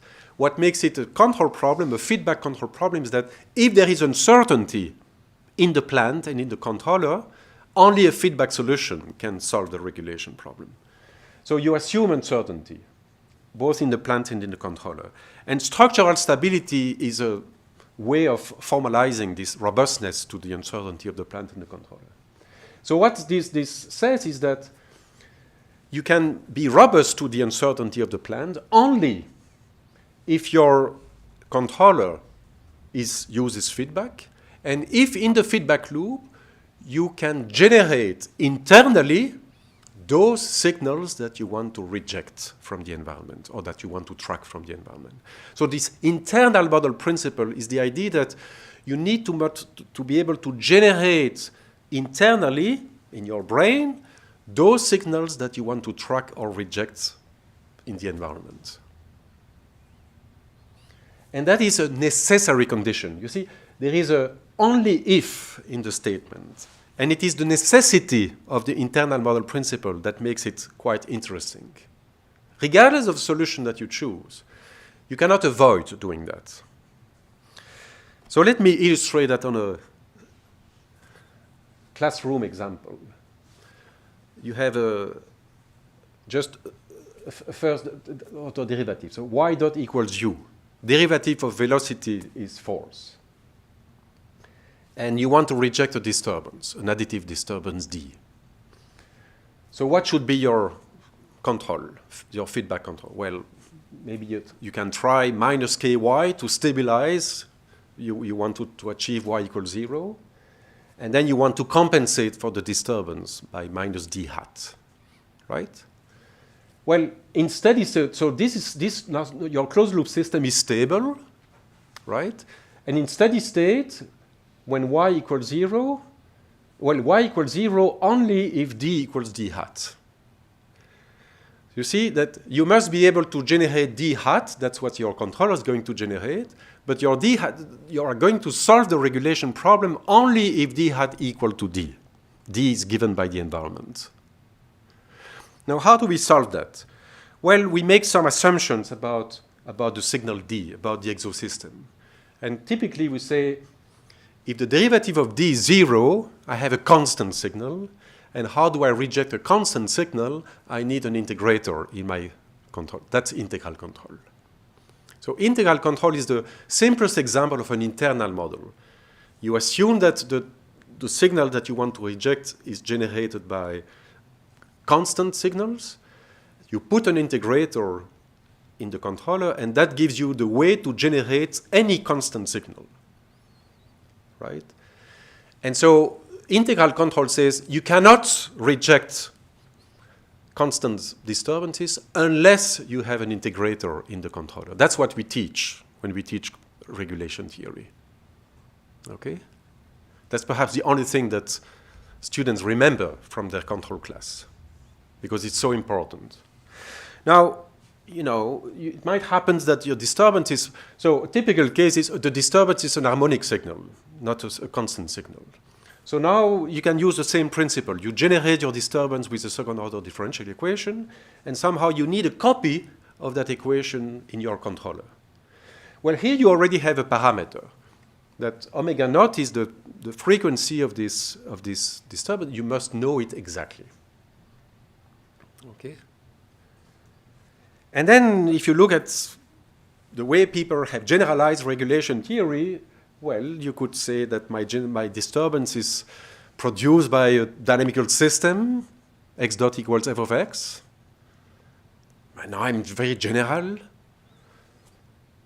And what the internal model says is that your controller needs to have an exact copy of the system. How is that possible? That's the calibration solution. Because the current answer that you hear in conferences, put a big, deep neural net and trail the network, and it's going to work. That's a calibration solution. So because training, learning means that you are going to match the D hat to D. Okay? And that doesn't work in practice in any system where D itself is changing and constantly varying. So the internal model principle says that there is no regulation without calibration. You cannot regulate unless you have an exact model of what you want to regulate. And this principle not just holds for the regulation problem, it holds for any control problem you hear about if you attend a control conference. Synchronization, coordination, observer design, name it. They all rely on the same implicit assumption that you must be able to calibrate. Okay. Let's now apply this to my imitation game and see that the solution of the imitation game is very simple from a textbook. And I'm going to skip the details here, but you are going to trust me that, okay, my exosystem is now this behavior that I want to reproduce. So it's the biological interaction between those two neurons. My plant is one neuron. Okay, that's the system that I'm trying to control. And my controller is the computer program that imitates the other neuron. And the feedback loop is my electrode that measures the voltage and injects currents. Yes, it's a very physical scenario of. And the steady state property is that I want to design the controller such that this feedback loop reproduces the exosystem. Okay? And the feedback regulation is that I should design the controller such that somehow it can synchronize exactly with the exosystem. Now you can sort of imagine a cartoon solution, which is that this inhibitory-inhibitory interaction in neuroscience is described by, so a circle denotes a neuron, and an arrow with a dot denotes inhibition. So you see that the motif is two neurons interconnect with mutual inhibition. That's my biological oscillator. I'm reproducing this by connecting the plant, which is one neuron, to a controller, which is a model of my neuron. And I'm replicating the interaction between the two, the feedback loop, also as mutual inhibition. And then I'm adding this arrow with a little arrow there, and that means excitation. And that means that I need to somehow to see my reference signals so that it can entrain the synchronization of the controller and the. So from a sort of a cartoon perspective, it's very clear that if your plant controller interaction mimics the reference generator and has a little bit of excitation in between, those systems will synchronize. And the part that I'm going to skip is that if you convert this motif into the mathematical equation that we like in control theory, it still works exactly the same. That is, all the assumptions that you need to make the solution of the regulation problem easy, they are always satisfied with those models. Relative degree 1, minimum phase. If you know about regulation theory, you will recognize sort of the properties that makes regulation easy. And then what you can show is that in this example, neuronal regulation, you solve this imitation game, if and only if the plant plus controller is an exact copy of well, I'm sort of, it's a bit tautological, this statement. Huh? But what is, I think, the important part is that regulation theory tells you that you have no choice of copying exactly a replica of the neuron that you want to imitate. And it's a necessary condition of the theory. So if you believe in regulation theory, there is no escape. Okay? And so then the question is, but how do animals do? Because animals cannot regulate. If you go and measure the parameters of a neuron, of any two neurons, you see completely different parameters. So what's the trick? What I want to say is that the trick is that they don't regulate the trajectories. But they still regulate enough of the trajectories to match the event very precisely. How do they do that? Okay. That's what I want to share with you that I've learned from neuroscience. Okay, I haven't talked about adaptation. Of course, I'm not saying that there should not be adaptation. Neurons do adapt all the time. So there is internal adaptation. And adaptation is part of regulation theory. Adaptive regulation is somehow very natural.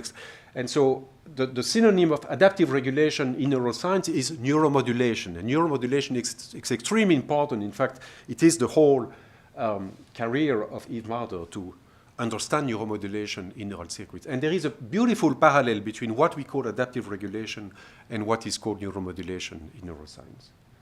But that doesn't solve the problem. So you can, again, neurons happen to be the easiest system to regulate adaptively. They have all the nice properties that we need to regulate a system adaptively. And so when you study this learning problem of how you can adapt a model to match a neuron, you realize that, you know, all the literature that you read in learning, in adaptive control, is about making the learning rule more and more sophisticated to learn more and more difficult systems. But none of this is necessary in nature, because somehow nature has selected motifs that make the learning very easy. So my message is that it's not the learning that is difficult, is what you learn. Is that there is no concept of calibration in nature. Okay? And I think that this is a big bottleneck of control, but also of machine learning today, this idea that you can learn a true set of parameters. Well, perhaps it works in the virtual world, but in the physical world, most examples don't have that concept of true parameter set. Okay. So, what time should I finish? No. When did I start? A quarter to 2? Self-regulate.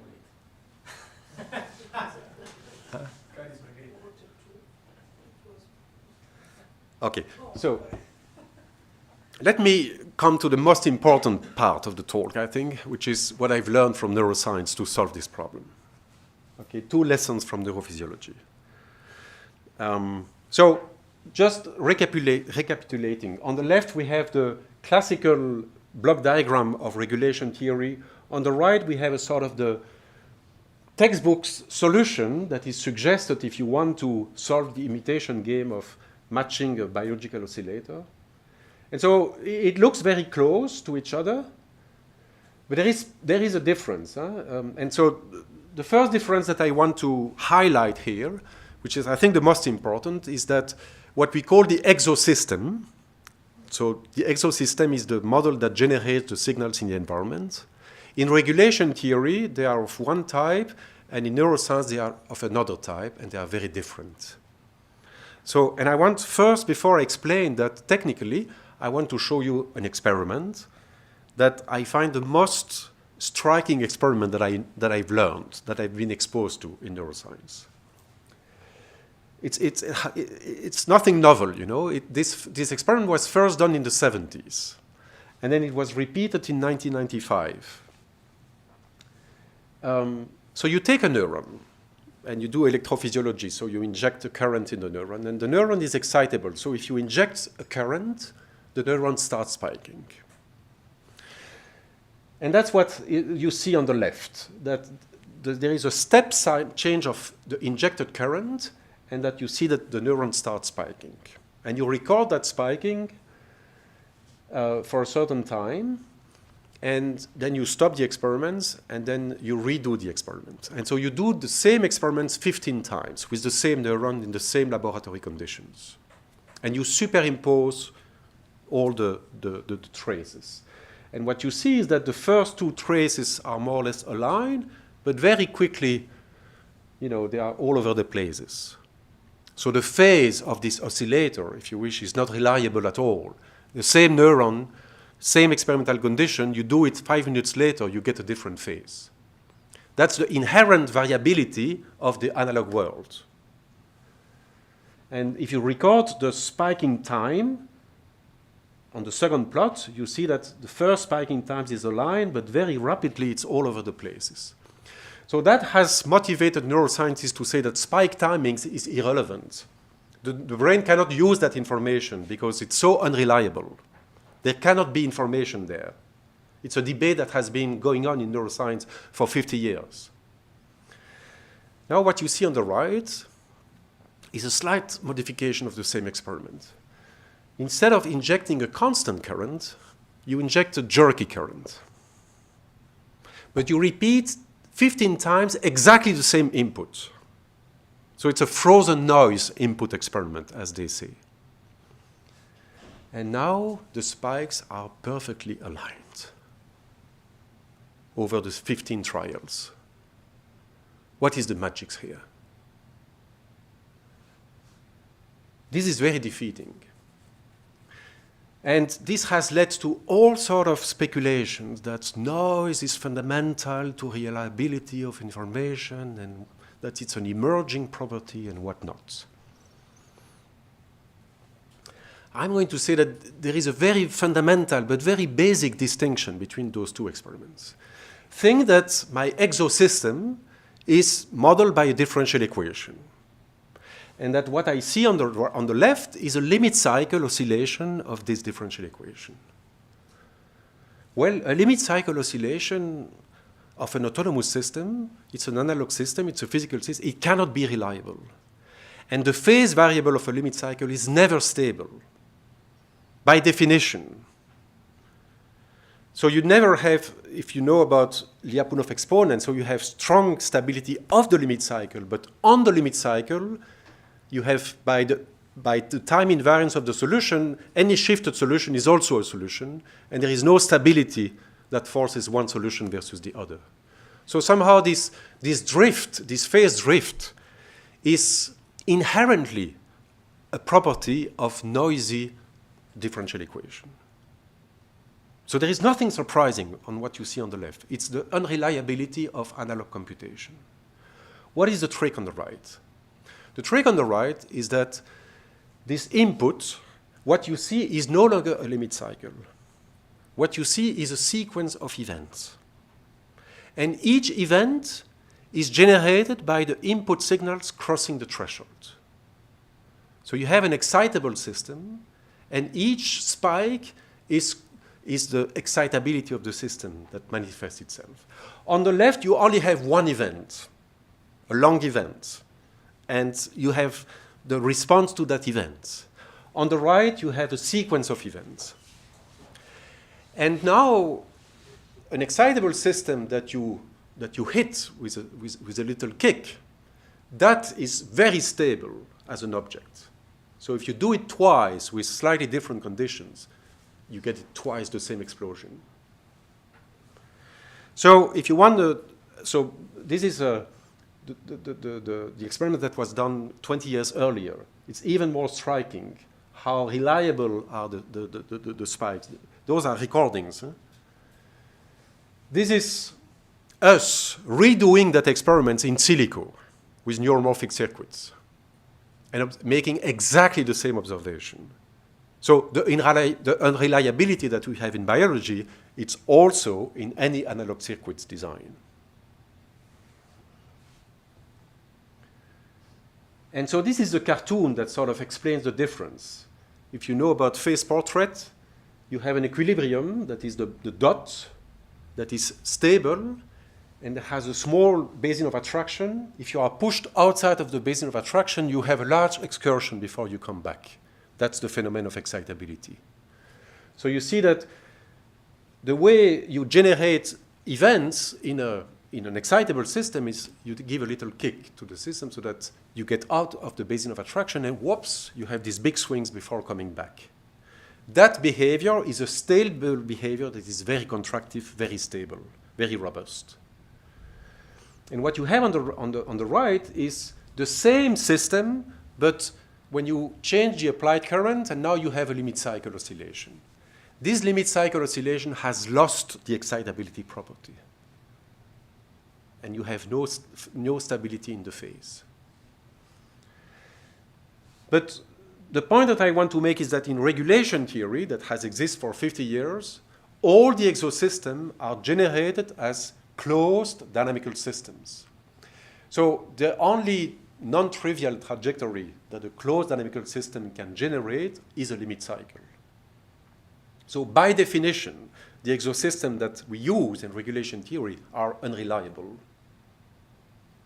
And what we see in biology is that the way it is fixed is that you generate the same limit cycle, the same rhythm, not with a limit cycle, but with a repetition of little kicks of an excitable system.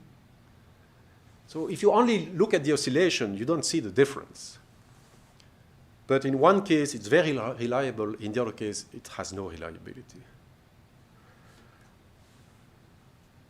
So excitable event generators are contractive. Limit cycle generators are non-contractive. And that's a general statement. And so immediately you see the striking difference that as a default assumption of regulation theory, the exosystem is generated by an autonomous differential equation, therefore non-contractive. Whenever you apply this theory in neuroscience, the model that you try to imitate is an excitable system, so it has this contraction property. So why not taking inspiration and modifying our generator of system to generate excitable trajectories as opposed to. The second lesson that I've learned from neurophysiology is as simple, as defeating, but perhaps slightly better known, is the fact that the coupling or the feedback, the regulation that in control law is using the error regulation as a feedback. So that's called diffusive coupling. It's never that type of coupling that you see in biology. In biology, you have synaptic coupling. And synaptic coupling it's a different type of coupling. I'm not going to enter into the details, but the result is that when you couple two oscillators with synaptic coupling, miraculously, the events synchronize, not the trajectories. And why is that? Well, because synaptic coupling is such that away from the events, there is no coupling. So it is a sort of a coupling that is only active during the events, and during the events, it's very strong. But it's very strong for a very tiny amount of time. And if you compare in a model of two heterogeneous neurons, the effect of synaptic coupling, you get event synchrony, and then you do instead diffusive coupling, as we do in control theory, because you try to synchronize the trajectories, you completely squash the two oscillators, because you force them to have a sort of the same mean field. And that's something you never see in nature. Okay? So you see synchronizing the trajectories as opposed to synchronizing the events. Somehow, when you combine excitable generators and synaptic coupling, which is the only way neural circuits work, you solve a very long-standing problem of regulation theory, that how do you synchronize the events without calibrating? Okay, I think I will finish here. I will sort of wrap up with, first of all, the idea that, so what is, I would call this neuromorphic regulation. So it's regulation revisited after looking at those neural circuit experiments. The first thing is stop regulating trajectories. Instead, regulate events. Events are waypoints on the trajectory. So when you formulate the problem, define the waypoints that matter and regulate those waypoints. Don't regulate the trajectories. The second point is that your exosystem that generates the tracking signals should be excitable models as opposed to oscillator models. And the third point is that the feedback regulation should not be diffusive, it should be synaptic. And if you do that, the rest is most classical. So you use all the theory of regulation can be leveraged. We don't need to invent a new theory. And that's what is quite remarkable about this neuromorphic system, that sort of sit at the intersection of the two worlds. Why are they physical? Because they are modeled as by differential equation of chemical reactions, mechanical. So they obey the classical physical law. They are modeled by differential equation. So therefore, they fit the theory of regulation. But they are very special type of physical models. They are very special in the sense that the only thing that they can do is to generate events. And that makes them very special. That makes them possible. That makes it possible to model them as discrete systems, as automata. So these neuromorphic systems have the unique property that we can always regard them as automata or regard them as physical systems. And I think that's the reason why we so easily get to the best of the two worlds. Now, you could say, but is this just of relevance for neuroscience? This is just explaining the scientific questions how animals regulate. I think it's very relevant for engineering science. And so this is why we wrote this paper about revisiting one of the most classical regulation problems, which is regulation of a pendulum, and showing how the idea of controlling the pendulum exactly as children control a swing. You don't control continuously the trajectory, you just kick the swing from time to time. Okay? That's exactly what you can implement with this regulation architecture. And I'm not going to spend any time on this, but the only point that I want to make is that the internal model that I'm using in this controller is not an internal model of the pendulum. It is the same clock that I've been discussing in my seminar. So it's a biological clock. And the only role of that biological clock is to predict the sequence of events that I need to swing my, to push my swing at the right amplitude and frequency. So it's not an internal model of the trajectory, it's an internal model of the events.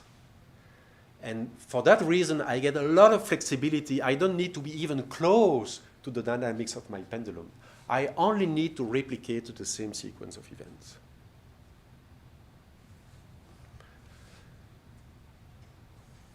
So I think this is how animals regulate. And I'd like to finish this talk by quoting the original formulation of the internal model principle that is attributed to Kenneth Craig. And Kenneth Craig formulated that in 1943 in a book that is called The Nature of Explanation. And this is what he says. Only an internal model of reality, this working model in our minds, enables us to predict events which have not yet occurred in the physical world, a process which saves time, expenses, and even life. In other words, the nervous system is viewed as a calculating machine capable of modeling of parallel external events, and this process of paralleling is the basic feature of thought of an explanation. And it had never occurred to me until recently that Kenneth Craig doesn't talk about trajectories. He only talks about events. Thank you.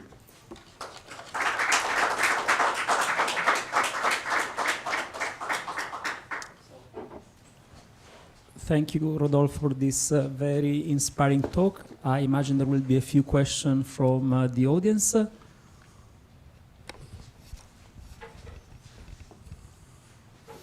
Thank you very much. This was very inspiring. As Emanuele asked for crazy ideas, I have a couple of comments that might also be stupid, but please. Please bear with me. The first one is that I think with this perspective, you provide a sound theoretical background for morphological computing in robots, because it's common to have actuators made of materials, and we usually say, well, we save computation because there are some aspects that you cannot control. But it is just a fuzzy motivation, and I think in this perspective, now there is a strong theoretical background for justifying and motivating morphological computing. And the second is maybe an hazardous analogy, but the need for an internal model that capture the essential elements of what is going outside seems to be one of the main principles of the free energy principle. Do you see any connection between this work and that? Two questions to the point. Very nice. Thank you for those questions. Well, the first question, indeed, when I think about robotics, I, of course, think about soft robotics. And the fact that the fundamental bottleneck of soft robotics is that we create robots soft so that they are more adaptive, so that they can be regulated. But then we need to control them, and we cannot control them reliably. So I think that the bottleneck of soft robotics is exactly the same issue, that we cannot regulate reliably. And I keep hearing soft robotics is saying, but we don't want control in soft robots. We make them so physically intelligent that they don't need control. And I very much share that perspective, except that they still need control. Because animals regulate precisely only because they can, if you look at an octopus, the motion of it is completely physics. But at the time where it grasps something, it's very precise. And that is an event.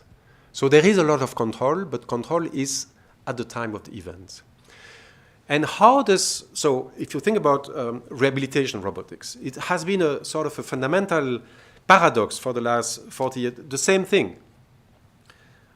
You don't want the machine to force, you want the machine to be compliant, so you want very low impedance control. This is at the expense of accuracy.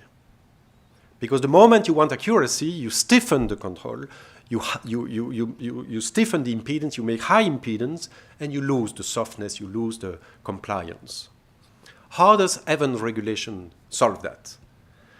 By controlling sparsely in time, so minimal interaction, but when it interacts, it's very strong.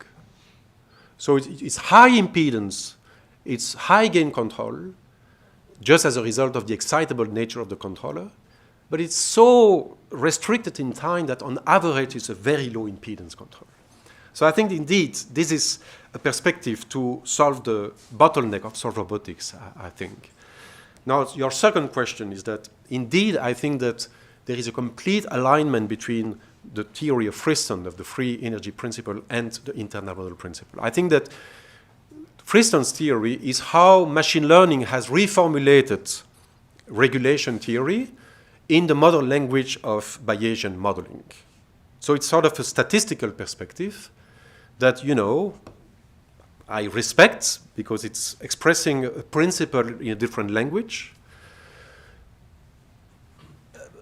What I'm trying to do here is to demystify this theory.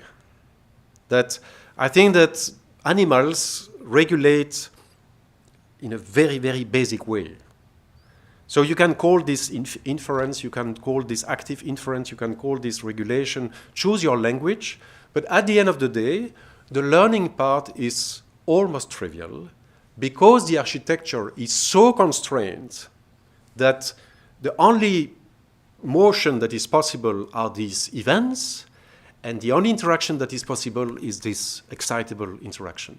And that part, I don't see it in the theory of Friston.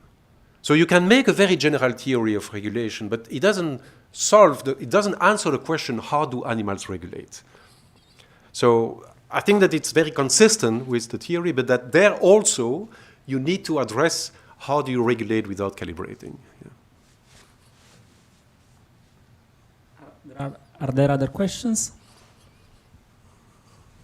Just a curiosity. Well, your presentation was very nice, very inspiring, but also a bit provocative. So accept a provocative question from my side. So I was wondering if I really like the idea of controlling only when it is needed, so on an event based with the high energy and very limited in time. I was wondering if from a control energy perspective, so assuming that the energy that you use to control the system is one of the elements to keep in mind. I was wondering if at the end it's not the same, the energy expenditure, let's say, controlling in a sparse way, very energetically, or controlling, let's say, in a software way, let's say, continuously in time? Very nice question too, thank you. In fact, I'm thinking of this question, and I think that the only proof is a proof of concept on this pendulum. So now we are building a pendulum, and we want to compare different control laws and sort of prove or disprove that this event-based control strategy is way more energy efficient. And so I cannot present the result, but just to say that this is, I find a very interesting question. I think it's a question that needs to be answered empirically. And if we can make a point on a model that is as simple as the pendulum, there is a big hope that this will scale up. I'm not pleased at all, maybe I should cut the microphone here, by the current development of spiking neural networks, where the perspective goes in completely the opposite direction, where you spike like crazy and you use the mean firing rate as the information. So I don't see any sparsity there, and I don't expect any significant gain of energy efficiency there. I'm convinced that the reason why animals are so efficient in computing is because they minimize computation. The vision is so selective that the one bit of information that you transmit is only the one bit that you need to actuate the machine. Okay? And so it is in the selection of the information that reduces the computation. Which is completely at the other end of the spectrum of what we currently do, where we absorb billions of information, we know most of it is totally useless, and then we spend another billion of computation to identify the information that we need in this big nest. So this is what is very wrong, I think, in the current direction of AI. See, always more is better. We have reached the limit of what we can do with more. So, thank you. Is some other question? Frank, then closing. The nice thing about BrIAS is that you can ask naive or even stupid questions, right? So I'll try. When you were giving your talk, I immediately thought about those flocks of birds or fish swimming in a perfectly synchronous way. Yep. Does this mean that they don't check trajectories, but only changes in directories? Absolutely. Well, thank you very much for this question. You know, I started this very long journey in 2002, spending a year of sabbatical in Princeton and working with Naomi Leonhardt, trying to understand exactly that. So we were looking at coordinated motion of animals, which is fascinating, right? We have not reached a fraction of what animals reach in terms of synchrony.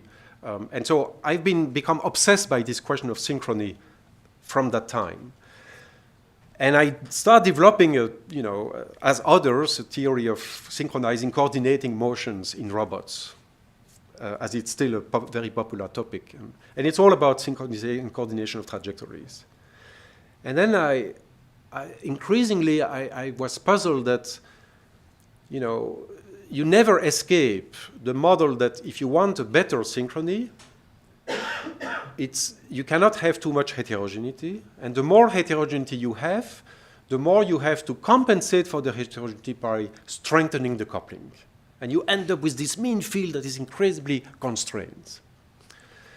And there is nothing more at the opposite of what you see when you look at any recordings, when you look at these fish swarms and so on.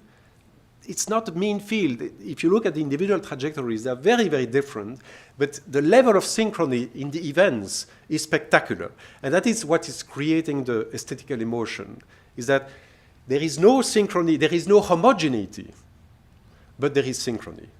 And what is synchrony without homogeneity is an open question, if you look at from a mathematical or control perspective. But I think what fascinates physicists and biologists in synchrony is the fact that synchrony occurs in heterogeneous population. And then you have the possibility of having ensemble phenomena that are not just the reproduction of this single agent phenomenon.